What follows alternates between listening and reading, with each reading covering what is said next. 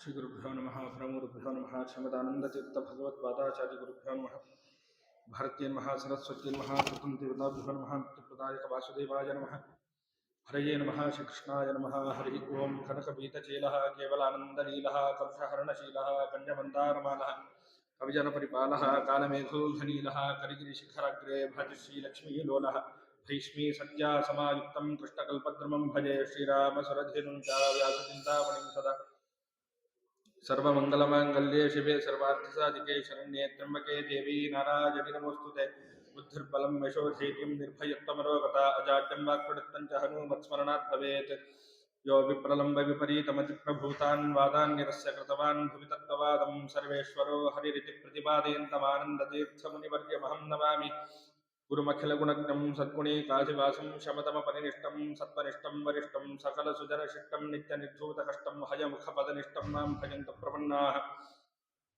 ಮಿಥ್ಯಾಸಿದ್ಧಾಂತದುರ್ಧಾಂತವಿಧ್ವಂಸನವಿಚಕ್ಷಣಃ ಜೈತೀರ್ಥಾಖ್ಯಧರಣಿಃ ಭಾಸತಾನ್ನೋ ಹೃದಂಬರೆ ಹಂಸಧ್ವಂಸಪದಾಂಭೋಜಸಂಸಕ್ತೋ ಹಂಸಪುಂಗವಃ ಬ್ರಹ್ಮಣ್ಯಗುರುರಾಜಾಖ್ಯೋ ವರ್ತತಾಂ ಮಮ ಮಾನಸೇ ಕಾಲೇ ಫಲತಿ ಸುರದ್ರುಃ ಚಿಂತಾಮಣಿರಪಿ ಯಾಚನೆ ದಾತಾ ವರ್ಷತಿ ಸಕಲಮಭೀಷ್ಟಂ ದರ್ಶನಮಾತ್ರಾಕ್ಷಿಪಾದರಾಣ್ಮುನಿಃ ಅರ್ಥಿಕಲ್ಪಿತಕಲ್ಪೋಯಂ ಪ್ರತ್ಯರ್ಥಿಗಜಕೇಸರಿ ವ್ಯಾಸತೀರ್ಥಗುರುರ್ಭೂಯಾದಸ್ಮದಿಷ್ಟಾರ್ಥಸಿದ್ಧಯೇ ಭಕ್ತಾನಾಂ ಮಾನಸಾಂ ಭೋಜಭಾನವೇ ಕಾಮಧೇನವೇ ನಮತಾಂ ಕಲ್ಪತರವೇ ಜಯೀಂದ್ರಪುರವೇ ನಮಃ ವಂದಾರು ಕಲ್ಪತರವೇ ವಾದಿಕೈರವಭಾನವೇ ಶ್ರೀರಾಮಚಂದ್ರಪುರವೇ ನಮಃ ಕಾರುಣ್ಯಸಿಂಧವೇ ದುರ್ವಾದಿಧ್ವಾಂತರವಯೇ ವೈಷ್ಣವೇಂದೀವರೆಂದವೇ ಶ್ರೀರಾಘವೇಂದ್ರಪುರವೇ ನಮೋತ್ಯಂತದಯಾಲವೇ ಸರ್ವಸರ್ವಂ ಸಹೇಶಾನಾಂ ಸಭಾ ಸುಚಿತವಾದಿರಾಟ್ ಸರ್ವದಾ ಸರ್ವದೋ ಭೂಯಾತ್ ರಘುನಾಥಮನೀಶ್ವರಃ ವಂದಾರು ಜನಸಂದೋಹ ವಂದಾರ ತರುಸನ್ನಿಭಂ ವೃಂದಾರಕ ಗುರುಪ್ರಖ್ಯಂ ವಂದೇ ವಾದೀಂದ್ರದೇಶಿಕಂ ವಿದ್ವತ್ಪಂಕಜಮಾತ್ತಾಂಡಃ ವಾದಿಮತ್ತೇಫಕೇಸರಿ ಜಗನ್ನಾಥ ಗುರುರ್ಭೂಯಾಜ್ಜಾಯಸೇ ಶ್ರೇಯಸೇ ಮಮ ವಾದೇ ವಿಜಯಶೀಲಾಯ ವರದಾಯ ವರಾರ್ಚನಾಂ ವದಾನ್ಯಜನಸಿಂಹಾಯ ವರದೇಂದ್ರಾಯ ತೇ ನಮಃ ಆಪಾದಮೌಳಿಪರ್ಯಂತಂ ಗುರುಣಾಮಾಕೃತಿಂ ಸ್ಮರೇತ್ತೇನ ವಿಘ್ನಾಃ ಪ್ರಣಶ್ಯಂತಿ ಸಿದ್ಧ್ಯಂತಿ ಚ ಮನೋರಥಾಃ ನಮೋ ಮಹದ್ಭ್ಯಃ ಶ್ರೀ ಗುರುಭ್ಯೋ ನಮಃ ಹರಿ ಓಂ. ರಾಘವೇಂದ್ರ ತೀರ್ಥ ಗುರು ಸಾರ್ವಭೌಮರ ಏನು ಈ ಸಪ್ತಾಹ ವೈಭವೋತ್ಸವದ ಈ ಪರಮ ಮಂಗಳ ಒಂದು ದಿನಗಳಲ್ಲಿ ನಾವೇನು ಗೀತಾಭಿವೃತ್ತಿಯ ಚಿಂತನೆಯನ್ನು ಮಾಡ್ತಾ ಇದ್ದೇವೋ ಅದನ್ನ ಮುಂದುವರಿಸೋಣ ಅಂತ ಹೇಳ್ತಾ, ನಿನ್ನೆಯ ದಿನ ಈ ಯುದ್ಧವನ್ನೇ ಮಾಡೋದಿಲ್ಲ ಅಂತ ಅರ್ಜುನ ಹೇಳಿದ ಮೇಲೆ ತಾನು ಯಾಕೆ ಅಂತಂದ್ರೆ ಅವರೆಲ್ಲರೂ ಸಾಯ್ತಾರೆ ಅಂತ ಅರ್ಜುನ ಹೇಳಿದ್ದಕ್ಕೆ, ಇಲ್ಲಪ್ಪ ಆತ್ಮನಿಗೆ ಸಾವಿಲ್ಲ ಅಂತ ಕೃಷ್ಣ ಪರಮಾತ್ಮ ತಿಳಿಸಿಕೊಟ್ಟ. ಶರೀರಕ್ಕೆ ಮಾತ್ರ ಸಾವು, ಅದಕ್ಕೆ ಉದಾಹರಣೆಯನ್ನು ಕೊಟ್ಟ ಕೃಷ್ಣ ಪರಮಾತ್ಮ ವಾಸಾಂಸಿ ಜೀರ್ಣಾನಿ ಅಂತ. ಹೇಗೆ ಒಬ್ಬ ವ್ಯಕ್ತಿ ಮಲಿನವಾದಂತಹ ಜೀರ್ಣವಾದ ವಸ್ತ್ರವನ್ನ ಹೇಗೆ ಬಿಡ್ತಾನೋ ಅದರಂತೆ ಒಬ್ಬ ಜೀವಿ ತನ್ನ ಶರೀರವನ್ನ ಬಿಟ್ಟು ಇನ್ನೊಂದು ಶರೀರವನ್ನ ಸ್ವೀಕಾರ ಮಾಡ್ತಾನೆ. ಅದಕ್ಕೆ ಇನ್ನೊಂದು ಮಾತನ್ನ ರಾಯರ ವ್ಯಾಖ್ಯಾನದಲ್ಲಿ ತಿಳಿಸ್ತಾರೆ. ಕೃಷ್ಣನ ಅಭಿಪ್ರಾಯ ಏನು ಅಂತಂದ್ರೆ, ಈ ಒಂದು ಕುಮಾರಾವಸ್ಥೆಯಲ್ಲಿದ್ದಾಗಲಿ ಯವನಾವಸ್ಥೆಗೆ ಬಂದಾಗ ವೃದ್ಧಾಪ್ಯಕ್ಕೆ ಬಂದಾಗ ಶರೀರಗಳು ಆಯಾಯ ಶರೀರಗಳನ್ನ ಬಿಟ್ಟಾಗ ಹೇಗೆ ಯಾರೂ ದುಃಖವನ್ನ ಪಡೋದಿಲ್ವೋ ಅದರಂತೆ ಈ ಶರೀರವನ್ನು ಬಿಟ್ಟಾಗಲೂ ಕೂಡ ದುಃಖವನ್ನು ಪಡಬಾರದು ಅಂತ ಕೃಷ್ಣ ಪರಮಾತ್ಮನ ಅಭಿಪ್ರಾಯ ಅಂತ ರಾಯರು ತಿಳಿಸಿಕೊಟ್ರು. ಅದಾದ ಮೇಲೆ ಜ್ಞಾನ ಸಾಧನೆಯನ್ನ ಹೇಗೆ ಮಾಡ್ಕೊಳ್ಬೇಕು, ಮತ್ತೆ ಜ್ಞಾನಿಗಳ ಲಕ್ಷಣವೇನು ಅನ್ನೋದನ್ನ ನಿನ್ನೆ ಕೇಳಿದಿವಿ. ಯಾವುದೇ ಒಬ್ಬ ವ್ಯಕ್ತಿ ಐಶ್ವರ್ಯ, ಭೋಗ, ವಿಷಯಾಸಕ್ತಿ ಮುಂತಾದವುಗಳನ್ನು ಬಿಟ್ಟು ಅದರಲ್ಲಿ ಇಲ್ಲದೇನೆ ಯಾರು ಪರಮಾತ್ಮನ ಪ್ರಸಾದದಿಂದ ಏನು ನಮಗೆ ದೊರಕಿರ್ತದೋ ಅದರಲ್ಲಿ ಯಾವನು ತನ್ನ ಜೀವನವನ್ನ ಕರ್ಮಾದಿಗಳನ್ನ ಮಾಡ್ತಾನೋ ಅವ ಅದೇನೇ ಜ್ಞಾನಿಗಳ ಲಕ್ಷಣ. ಅವನನ್ನೇ ನೀನು ಜ್ಞಾನಿ ಅಂತ ತಿಳಿ ಅಂತ ಕೃಷ್ಣ ಪರಮಾತ್ಮ ಹೇಳ್ದ. ಮುಂದೆ ಇನ್ನು ವಿಷಯಗಳನ್ನ ಕೃಷ್ಣ ಪರಮಾತ್ಮ ಹೇಳ್ತಾನೆ. ವಿಷಯ ಪದಾರ್ಥಗಳ ಸಂಘ ಏನಿದೆಯೋ ಅದು ಅನರ್ಥಕ್ಕೆ ಸಾಧನವಾಗುತ್ತೆ. ವಿಷಯ ಪದಾರ್ಥಗಳ ಸಂಘವಾದಷ್ಟು ಅದು ನಮಗೆ ಅನರ್ಥವೇ ಆಗ್ತಕ್ಕಂಥದ್ದಾಗುತ್ತೆ. ಅದು ಹೇಗೆ ಅಂತ ಕೃಷ್ಣ ಪರಮಾತ್ಮ ಹೇಳ್ತಾನೆ. ಧ್ಯಾಯತೋ ವಿಷಯಾನ್ ಪುಂಸಃ ಸಂಗಸ್ತೇಷೂಪಜಾಯತೆ ಸಂಗಾತ್ ಸಂಜಾಯತೆ ಕಾಮಃ ಕಾಮಾತ್ ಕ್ರೋಧೋಭಿಜಾಯತೆ ಕ್ರೋಧಾತ್ ಭವತಿ ಸಂಮೋಹಃ ಸಂಮೋಹಾತ್ ಸ್ಮೃತಿ ವಿಭ್ರಮಃ ಸ್ಮೃತಿಭ್ರಂಶಾತ್ ಬುದ್ಧಿನಾಶೋ ಬುದ್ಧಿನಾಶಾತ್ ಪ್ರಣಶ್ಯತಿ. ಒಬ್ಬ ಜೀವಿ ನಾಶವನ್ನು ಹೊಂದಬೇಕಾದ್ರೆ ಇಷ್ಟಾದ್ರೆ ಸಾಕು. ಏನು ಅಂತಂದ್ರೆ, ಧ್ಯಾಯತೋ ವಿಷಯಾನ್ ಪುಂಸಃ, ಮೊದಲು ಆ ವಿಷಯವನ್ನ ನಾವು ನೋಡಿದೀವಿ ಅಂತಾದ್ರೆ ಆ ವಿಷಯ ವಸ್ತುಗಳಲ್ಲಿ ನಮಗೆ ಒಂದು ಧ್ಯಾನ ಅಂದ್ರೆ ಅದೊಂದು ಆಸಕ್ತಿ ಅನ್ನೋದು ನಮಗೆ ಮೂಡಿ ಬರ್ತದೆ. ಏನು ಅಂದ್ರೆ ಅದು ನಮಗೆ ಬೇಕು, ಅದು ನಮಗೆ ಬೇಕು ಎನ್ನುವಂತಹ ಆಸಕ್ತಿ ಆ ವಿಷಯ ಪದಾರ್ಥಗಳನ್ನ ಕಂಡಾಗ ನಮಗೆ ಒದಗಿ ಬರುತ್ತೆ. ಅದರಲ್ಲೂ ಕೂಡ ಆ ಒಂದು ವಿಷಯ ಪದಾರ್ಥದ ಬಗ್ಗೆ ನಮಗೆ ಆಸಕ್ತಿ ಬಂತು ಅಂತಾದ್ರೆ ಆ ಆಸಕ್ತಿಯಿಂದ ಏನಾಗ್ತದೆ ಅಂತಂದ್ರೆ ಕಾಮನೆ ಹುಟ್ಟುತ್ತೆ. ಅಂದ್ರೆ ಆ ವಸ್ತು ನಮಗೆ ಬೇಕು, ಆ ವಸ್ತು ನಮಗೆ ಬೇಕು ಎನ್ನುವಂತಹ ಇಚ್ಛೆ ತುಂಬಾ ಒದಗಿ ಬರುತ್ತೆ. ಆ ಕಾಮನೆಯಿಂದ ಏನಾಗ್ತದೆ ಅಂತಂದ್ರೆ, ಅದು ನಮಗೆ ಏನು ಇಚ್ಛೆ ಪಟ್ಟಿರ್ತೇವೋ ಆ ಇಚ್ಛೆ ಪಟ್ಟಿದ್ದು ನಮಗೆ ಸಿಗಲಿಲ್ಲ ಅಂತಂದ್ರೆ ಸಿಟ್ಟು ಬರುತ್ತೆ, ಕ್ರೋಧ. ಅಂದ್ರೆ ಕಾಮ, ಕ್ರೋಧ, ಲೋಭ, ಮೋಹ, ಮದಮಾತ್ಸರ್ಯಾದಿಗಳು ಏನಿದೆಯೋ ಇದರಲ್ಲಿ ಒಂದು ನಾವು ಮೈಗೂಡಿಸಿಕೊಂಡ್ರೂ ಕೂಡ ಮಿಕ್ಕಿದ್ದೆಲ್ಲ ಫ್ರೀ. ಲೋಕದಲ್ಲಿ ನಾವು ನೋಡಿರ್ತೇವೆ, ಈ ವಸ್ತು ತಗೊಂಡ್ರೆ ಫ್ರೀ, ಆ ವಸ್ತು ತಗೊಂಡ್ರೆ ಫ್ರೀ ಅಂತ. ನಮ್ಮ ದೇವರು ಕೂಡ ಎಷ್ಟೋ ಫ್ರೀಗಳನ್ನು ಇಟ್ಟಿದ್ದಾನೆ. ಈ ಕಾಮಕ್ರೋಧ ಲೋಭ ಮೋಹಾದಿಗಳಲ್ಲಿ ಯಾವುದೇ ಒಂದು ವಸ್ತುವನ್ನ ನಾವು ಮೈಗೂಡಿಸಿಕೊಂಡ್ವಿ ಅಂತಾದ್ರೆ ಮಿಕ್ಕಿದ್ದೆಲ್ಲವೂ ಕೂಡ ಫ್ರೀ ಆಗಿ ಬರುತ್ತೆ. ಆದ್ರಿಂದ ಈ ವಿಷಯದಲ್ಲಿ ಹುಷಾರಾಗಿರಬೇಕು. ಪರಮಾತ್ಮ ಹೇಳಿದ, ಮೊದಲು ವಿಷಯಾಸಕ್ತಿಯನ್ನ ಪುರುಷ ಬೆಳೆಸಿಕೊಳ್ತಾನೆ. ವಿಷಯಾಸಕ್ತಿಯಿಂದ ಇಚ್ಛೆ, ಅಂದ್ರೆ ಆ ವಸ್ತುವನ್ನ ಪಡ್ಕೊಳ್ಬೇಕು ಎನ್ನುವಂತಹ ಇಚ್ಛೆ ಆ ವ್ಯಕ್ತಿಗೆ ಬರ್ತಕ್ಕಂಥದ್ದಾಗುತ್ತೆ. ಆ ಇಚ್ಛೆಯಿಂದ ಆ ವಸ್ತುವನ್ನ ಪಡ್ಕೊಳ್ಳಿಕ್ಕೆ ಪ್ರಯತ್ನ ಪಡ್ತಾನೆ. ಆ ವಸ್ತು ನಮಗೆ ಸಿಗಲಿಲ್ಲ ಅಂತಾದ್ರೆ ಕ್ರೋಧಕ್ಕೆ ಒಳಗಾಗ್ತಾನೆ. ಸಿಟ್ಟು ಅನ್ನೋದು ಅವನಿಗೆ ಬರ್ತಕ್ಕಂಥದ್ದಾಗುತ್ತೆ. ಸಿಟ್ಟಿನಿಂದ ಏನಾಗ್ತದೆ ಅಂತಂದ್ರೆ ಅವನಿಗೆ ಕೆಟ್ಟ ಕೆಲಸ ಮಾಡಬೇಕು ಅನ್ನುವಂತಹ ಮನಸ್ಸು ಬರ್ಲಿಕ್ಕೆ ಶುರುವಾಗುತ್ತೆ. ಹೇಗೋ ಒಂದು ಮಾಡಿ ಆ ವಸ್ತುವನ್ನ ನಾನು ಪಡ್ಕೊಳ್ಬೇಕು ಅಂತ. ಲೋಕದಲ್ಲೂ ನಾವು ನೋಡ್ತೇವೆ, ಹೇಗೋ ಒಂದು ಮಾಡಿ ಅದನ್ನ ಪಡ್ಕೊಳ್ಳೇಬೇಕು ಅಂತ ಹೊಡೆದೋ ಬಡದೋ ಎಲ್ಲವನ್ನ ಮಾಡಿ ಎಷ್ಟೋ ಜನ ಆ ಒಂದು ವಸ್ತುವನ್ನ ಪಡೆದುಕೊಳ್ಳೋರನ್ನು ನಾವು ಎಷ್ಟೋ ಬಾರಿ ನೋಡ್ತೇವೆ. ಅದರಂತೆ ಆ ಒಂದು ಇಚ್ಛೆ ತಡೆದಾಗ ಕ್ರೋಧ ಬರುತ್ತೆ. ಆ ಕ್ರೋಧದಿಂದ ಕೆಟ್ಟ ಕೆಲಸ ಅನ್ನೋದು ನಮ್ಮಿಂದ ನಡೀತದೆ. ಆಮೇಲೆ ಅದಾದ ಮೇಲೆ ಸ್ಮೃತಿ ವಿಭ್ರಮ ಅನ್ನೋದಾಗುತ್ತೆ ನಮಗೆ. ಸ್ಮೃತಿ ವಿಭ್ರಮ ಅಂತಂದ್ರೆ ರಾಯರು ವ್ಯಾಖ್ಯಾನ ಮಾಡ್ತಾರೆ, ಸ್ಮೃತಿ ವಿಭ್ರಮ ಕ್ರಮಾತ್ ಪ್ರತಿಷೇಧಾಧಿ ಸ್ಮೃತಿ ನಾಶ ಪರವಿತ್ತಾಪಹರಣಾದೇಹೆ ಅಧರ್ಮತ್ವಾಭಿಧಾಯಕ ಶ್ರುತ್ಯಾದ್ಯರ್ಥಸ್ಯ ಪೂರ್ವಂ ಸ್ಮೂರಮಂ ಸ್ವಯಂ ಜ್ಞಾತಸ್ಯಾಪಿ ಅನ್ಯಥಾ ಸ್ಮರಣಂಬ. ಎರಡು ರೀತಿಯಲ್ಲಿ ರಾಯರು ವರ್ಣನೆಯನ್ನು ಮಾಡ್ತಾರೆ. ಏನು ಅಂತಂದ್ರೆ, ಸ್ಮೃತಿ ವಿಭ್ರಮ ಅಂತಂದ್ರೆ ನಮಗೆ ತಂದೆ ತಾಯಿ ಒಳ್ಳೆ ಸಂಸ್ಕಾರಗಳನ್ನು ಕೊಟ್ಟಿರ್ತಾರೆ, ತಂದೆ ಒಳ್ಳೆ ಆದರ್ಶವನ್ನ ಕೊಡ್ತಾನೆ. ಯಾಕೆಂತಂದ್ರೆ ಹುಟ್ಟಿದ ಮಕ್ಕಳು ಮೊದಲು ಬೆಳೆಯೋದು ಯಾರನ್ನ ನೋಡಿ ಅಂದ್ರೆ ತಾಯಿಯನ್ನ ನೋಡಿ. ತಂದೆಯನ್ನು ನೋಡಿ ಹುಟ್ಟಿದ ಮಕ್ಕಳು ಬೆಳೆಯೋದೇ ಇಲ್ಲ. ತಾಯಿ ಹತ್ರ ಹೋಗೇನೆ ತಾಯಿ ಏನು ಸಂಸ್ಕಾರವನ್ನ ಕೊಡ್ತಾಳೋ, ಉತ್ತಮವಾದ ಸಂಸ್ಕಾರವನ್ನ ತಾಯಿ ಏನು ಹಾಕ್ತಾಳೋ ಆ ಸಂಸ್ಕಾರದಿಂದ ಬೆಳೆದಂತಹ ಮಕ್ಕಳು ಮುಂದೆ ಅವರಿಗೊಂದು ಬುದ್ಧಿ ಅಂತ ಬಂದ ಮೇಲೆ ತಂದೆಯಿಂದ ಒಳ್ಳೆಯ ಆದರ್ಶಗಳನ್ನ ಆ ಮಕ್ಕಳು ಪಡೆದುಕೊಳ್ತಾರೆ. ಪಡೆದುಕೊಂಡು ಅವ್ರ ಜೀವನವನ್ನ ಚೆನ್ನಾಗಿ ಇಟ್ಟುಕೊಳ್ತಾರೆ. ಇಲ್ಲಿ ಏನಾಗುತ್ತೆ ಅಂತಂದ್ರೆ, ಈ ತಂದೆ ತಾಯಿಯಂದ್ರು ಎಷ್ಟೋ ಬಾರಿ ಎಷ್ಟೋ ಈ ವಿಷಯಗಳನ್ನ ಅಂದ್ರೆ ವೇದೋಕ್ತವಾದಂತಹ ವಿಷಯಗಳನ್ನ ಹೇಳಿರ್ತಾರೆ. ಹೀಗೆ ನಡೆದುಕೊಳ್ಬೇಕು, ವೇದದಲ್ಲಿ ಹೀಗಿದೆ, ಏನು ಇನ್ನೊಬ್ಬರ ಹಣವನ್ನ ನಾವು ಅಪಹಾರ ಮಾಡಬಾರದು, ಇನ್ನೊಬ್ಬರ ವಸ್ತುವನ್ನ ನಾವು ಅಪಹಾರ ಮಾಡಬಾರದು, ಎಲ್ಲ ಸಂಸ್ಕಾರವನ್ನ ಕೊಟ್ಟಿರ್ತಾರೆ. ಅದನ್ನ ಚೆನ್ನಾಗಿ ತಿಳ್ಕೊಂಡಿದ್ರೂ ಸಹಿತ ಏನಾಗುತ್ತೆ ಅಂತಂದ್ರೆ ಕ್ರಮಾತ್ ಪ್ರತಿಷೇಧಾತ್ ಏನಾಗುತ್ತೆ, ಆ ಆಸೆ ಅನ್ನೋದು ಏನಿದೆಯಲ್ಲ, ಕೋಪ, ಆಸೆ ಮುಂತಾದವುಗಳೆಲ್ಲವೂ ಕೂಡ ಅದಕ್ಕೆ ತಡೆ ಒಡ್ಡುತ್ತವೆ. ಆ ಒಳ್ಳೆ ಸಂಸ್ಕಾರ ಏನು ತಂದೆ ತಾಯಿಯಂದ್ರು ಎಲ್ಲರೂ ಹಿರಿಯರು ಹಾಕಿರ್ತಾರೋ ಅದಕ್ಕೆ ತಡೆಯನ್ನ ಒಡ್ಡಿ ಏನು ಮಾಡುತ್ತೆ, ಇನ್ನೊಬ್ಬರ ಹಣವನ್ನ ಕಸೆದುಕೊಳ್ಬೇಕು ಅಂತ ಆಸೆ ಬರುತ್ತೆ.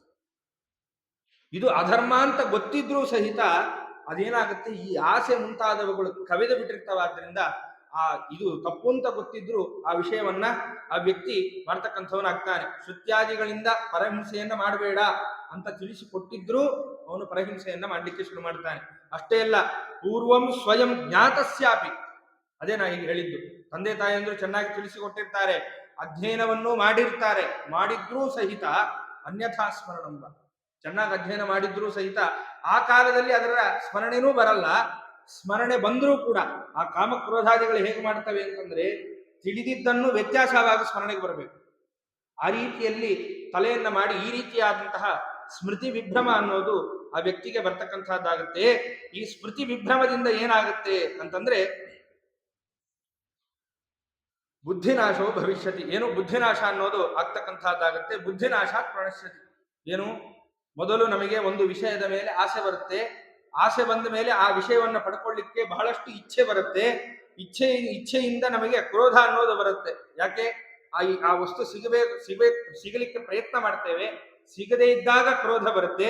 ಕ್ರೋಧಾತ್ ಭವತಿ ಸಮೋಹ, ಕೋಪದಿಂದ ಆ ವಸ್ತುವನ್ನ ನಾವು ಪಡ್ಕೊಳ್ಬೇಕು ಅಂತ ಹೋದಾಗ ವಿಶೇಷವಾದ ಮೋಹ ಆ ವಸ್ತುವಿನ ಮೇಲೆ ನಮಗೆ ಹುಟ್ಟತಕ್ಕಂಥದ್ದಾಗುತ್ತೆ. ಸಂಮೋಹಾತ ಸ್ಮೃತಿ ವಿಭ್ರಮ, ಈ ಮೋಹ ಏನಿದೆಯೋ ಈ ಮೋಹವೇ ಸ್ಮೃತಿ ವಿಭ್ರಮ. ಅಂದ್ರೆ ಸ್ಮೃತಿಯನ್ನ ಕವಿದು ಬಿಡುತ್ತೆ. ಎಂತಹ ಸ್ಮೃತಿಯನ್ನ, ದೊಡ್ಡವರು ತಂದೆ ತಾಯಿಯಂದರು ಕೊಟ್ಟಂತಹ ಸ್ಮೃತಿ ಆಗ್ಬೋದು, ವೇದೋಕ್ತವಾದಂತಹ ಏನು ವಿಚಾರಗಳಿರ್ತದೋ ಅದು ನಮಗ್ ಗೊತ್ತಿದ್ರು ಈ ಮೋಹ ಏನಿದೆಯಲ್ಲ ಅದು ಅದನ್ನೆಲ್ಲವನ್ನ ಕವಿದು ಬಿಡುತ್ತೆ. ಕವಿತು ಅಂತಾದ್ರೆ ಅವಾಗ ಬುದ್ಧಿನಾಶವಾಗುತ್ತೆ. ಬುದ್ಧಿನಾಶ ಆಯಿತು ಅಂತಂದ್ರೆ ಬುದ್ಧಿನೇ ಇಲ್ಲ ಅಂತಂದ್ರೆ ಏನ್ ತಾನೇ ಮಾಡ್ಲಿಕ್ಕೆ ಸಾಧ್ಯ? ಬುದ್ಧಿನಾಶಾತ್ ಪ್ರಣಶ್ಯತಿ. ಆ ಒಬ್ಬ ವ್ಯಕ್ತಿ ಏನಾಗ್ತಾನೆ ಅಂತಂದ್ರೆ ತಾನು ನಾಶವನ್ನು ಹೊಂದಿ ಇನ್ನೊಬ್ಬರ ಹಣವನ್ನೇ ತನಗೆ ಬೇಕು ಅಂತ ಬಲಾತ್ಕಾರದಿಂದ ಇನ್ನೊಬ್ಬರ ಹಣವನ್ನ ದುಡ್ಡಿನಲ್ಲೇ ತಾನು ಮನಸ್ಸನ್ನು ಇಟ್ಟು ತೆಗಿತಕ್ಕಂಥವನಾಗ್ತಾನೆ. ಇದನ್ನ ಪುರಂದರದಾಸರು ತುಂಬಾ ಚೆನ್ನಾಗಿ ತಿಳಿಸಿಕೊಡ್ತಾರೆ. ಸ್ಥಿತಿ ಹೇಗಿರುತ್ತೆ ಮನುಷ್ಯರದ್ದು ಅಂತಂದ್ರೆ ಹಣದಲ್ಲೇ ಅವರ ಮನಸ್ಸಿರುತ್ತಂತೆ. ಇದ್ರೂ ನೀನನ್ನ ಕಾಪಾಡಬೇಕು. ಬಿದ್ದದೊಳಗೆ ಮನವೀಟು ನಿನ್ನ ಉತ್ತಮ ನಾಮದ ಸ್ಮರಣೆಯ ಬೀಟು ಮತನಾದೆ ಮತಿಗೆಟು ಇದು ಚಿತ್ತದಲ್ಲಿ ತಿಳಿದು ಬಲು ದಯವಿಟ್ಟು ಕಾಯಬೇಕೆನ್ನ ಗೋಪಾಲ. ಉಪಾಯವ ಅರಿ ಎಂದು ಭಕುತರ ಪಾಲ. ವಿತ್ತದೊಳಗೆ ಮನವಿಟ್ಟು ನಿನ್ನ ಉತ್ತಮ ನಾಮದ ಸ್ಮರಣೆಯ ಬಿಟ್ಟು ಏನಾಗ್ತದೆ? ಇಲ್ಲ ಅದೇ ತಾನೇ ಹೇಳಿದ್ದು, ಸ್ಮೃತಿ ವಿಭ್ರಮ. ದುಡ್ಡಿನ ಹಿಂದೆ ಹೋಗಬೇಡ, ಇನ್ನೊಬ್ಬರ ಹಣವನ್ನ ತೆಗೆದುಕೊಳ್ಬೇಡ. ಎಲ್ಲ ಸಂಸ್ಕಾರವನ್ನ ಕೊಟ್ಟಿದ್ರು ಆದ್ರೂ ನಮ್ಮ ಮನಸ್ಸಲ್ಲಿ ಹೋಗುತ್ತೆ ಆ ವಿಷಯಾಸಕ್ತಿಯಿಂದ. ದುಡ್ಡಿನ ಮೇಲೆ ಮನಸ್ಸು ಅನ್ನೋದು ಹೋಗ್ತಕ್ಕಂಥದ್ದಾಗುತ್ತೆ. ಹಂಗ್ ಹೋಯ್ತು ಅಂದ್ರೆ ನಿನ್ನ ಉತ್ತಮ ನಾಮದ ಸ್ಮರಣೆಯ ಬಿಟ್ಟು ಅಂದ್ರೇನು, ಸ್ಮೃತಿ ವಿಭ್ರಮ ಅಂದ್ರೇನು, ಎರಡು ಒಂದೇ. ಅಂತಹ ಉತ್ತಮವಾದಂತಹ ಪರಮಾತ್ಮನ ನಾಮಸ್ಮರಣೆ ನಮ್ಮಿಂದ ಕೈತಪ್ಪಿ ಹೋಗುತ್ತೆ. ಮತ್ತನಾಗೆ ಮತಿಗೆಟ್ಟು ಬುದ್ಧಿನಾಶಾತ್ ಪ್ರಣಶ್ಯತಿ. ಇಲ್ಲೇನ್ ಗೀತೆಯಲ್ಲಿ ಹೇಳಿದ್ರು ಅದೇ ಮಾತು. ಮತ್ತನಾಗಿ ಮತಿಗೆಟ್ಟು ಚಿತ್ತದಲ್ಲಿ ತಿಳಿದು ಇಷ್ಟು ಇಂಥ ಪರಿಸ್ಥಿತಿ ನನಗಿದೆ ಅನ್ನೋದನ್ನ ನೀನು ಮನಸ್ಸಿಂದ ತಿಳ್ಕೊಂಡು ಚಿತ್ತದಲ್ಲಿ ತಿಳಿದು ಬಲು ದಯವಿಟ್ಟು ನೀನೇ ನನ್ನನ್ನು ದಯಮಾಡಿ ಉದ್ಧಾರ ಮಾಡಪ್ಪ ಗೋಪಾಲ ಅಂತ ಹೇಳಿ ಕೃಷ್ಣ ಪರಮಾತ್ಮನನ್ನ ಆ ಪುರಂದರದಾಸರು ಬೇಡಿಕೊಳ್ತಾರೆ.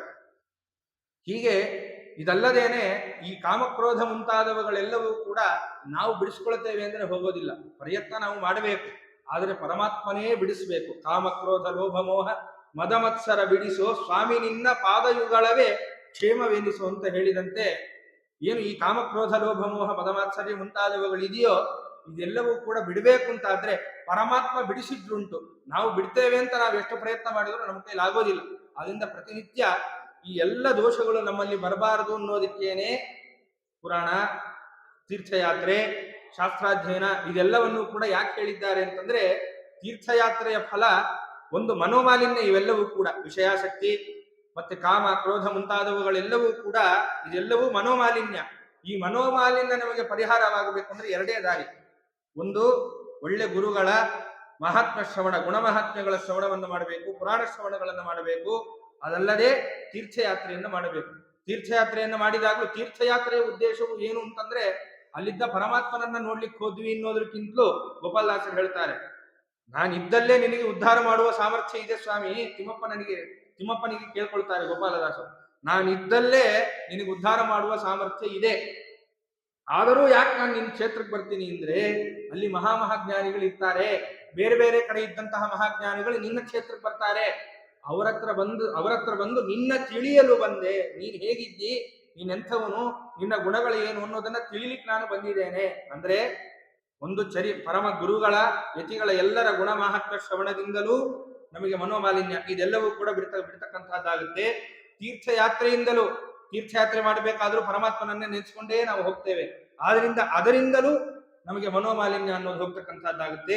ಆ ತೀರ್ಥಯಾತ್ರೆಗೆ ಹೋದಾಗ ಪರಮಾತ್ಮನ ದರ್ಶನ, ಒಳ್ಳೆ ಉತ್ತಮವಾದಂತಹ ನದಿಗಳ ಸ್ನಾನ, ಅದರಿಂದಲೂ ಮನೋಮಾಲಿನ್ಯ ಹೋಗುತ್ತೆ. ಅಲ್ಲಿದ್ದ ಮಹಾಜ್ಞಾನಿಗಳ ಮುಖದಿಂದ ಏನು ಪರಮಾತ್ಮನ ಬಗ್ಗೆ ಶ್ರವಣ ಮಾಡ್ತೇವೋ ಅದರಿಂದಲೂ ಈ ಎಲ್ಲ ಮನೋಮಾಲಿನ್ಯ ಮುಂತಾದವುಗಳೆಲ್ಲ ಹೋಗುತ್ತೆ. ಅದಕ್ಕೋಸ್ಕರವೇ ಹಿಂದಿನಿಂದಲೂ ಪ್ರವಚನ, ಪುರಾಣ, ತೀರ್ಥಯಾತ್ರೆ ಈ ಎಲ್ಲ ಸಂಪ್ರದಾಯಗಳನ್ನ ದಿನಕ್ಕೆ ಅರ್ಧ ಗಂಟೆಯಾದರೂ ಯಾವುದೋ ಒಂದು ಒಳ್ಳೆಯ ವಿಚಾರವನ್ನ ಓದೋದೋ, ಶ್ರವಣ ಮಾಡೋದೋ ಅಥವಾ ಹೇಳೋದೋ, ಉತ್ತಮವಾದಂತಹ ಕ್ಷೇತ್ರಗಳಿಗೆ ಹೋಗೋದು, ಇದೆಲ್ಲವನ್ನ ಯಾಕೆ ನಮ್ಮ ಹಿರಿಯರು ಹಾಕೊಟ್ಟಿದ್ದಾರೆ ಅಂದ್ರೆ ಇದರಿಂದ ಗೆಲ್ಲಿಕ್ಕೋಸ್ಕರವೇ.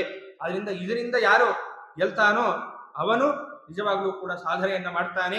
ಇದರಲ್ಲೇ ಯಾರು ಉಳಿತಕ್ಕಂಥವನಾಗ್ತಾನೋ ಅವನಿಗೆ ಕಡೆಯಾಗಿ ಬುದ್ಧಿನಾಶ ಅನ್ನೋದಾಗ್ತಕ್ಕಂಥದ್ದಾಗಿ ಪ್ರಣಶ್ಯತಿ, ಅವನು ನಾಶವನ್ನು ಹೊಂದುತ್ತಾನೆ ಎನ್ನುವ ಮಾತನ್ನ ಕೃಷ್ಣ ಪರಮಾತ್ಮ ಹೇಳ್ತಾನೆ.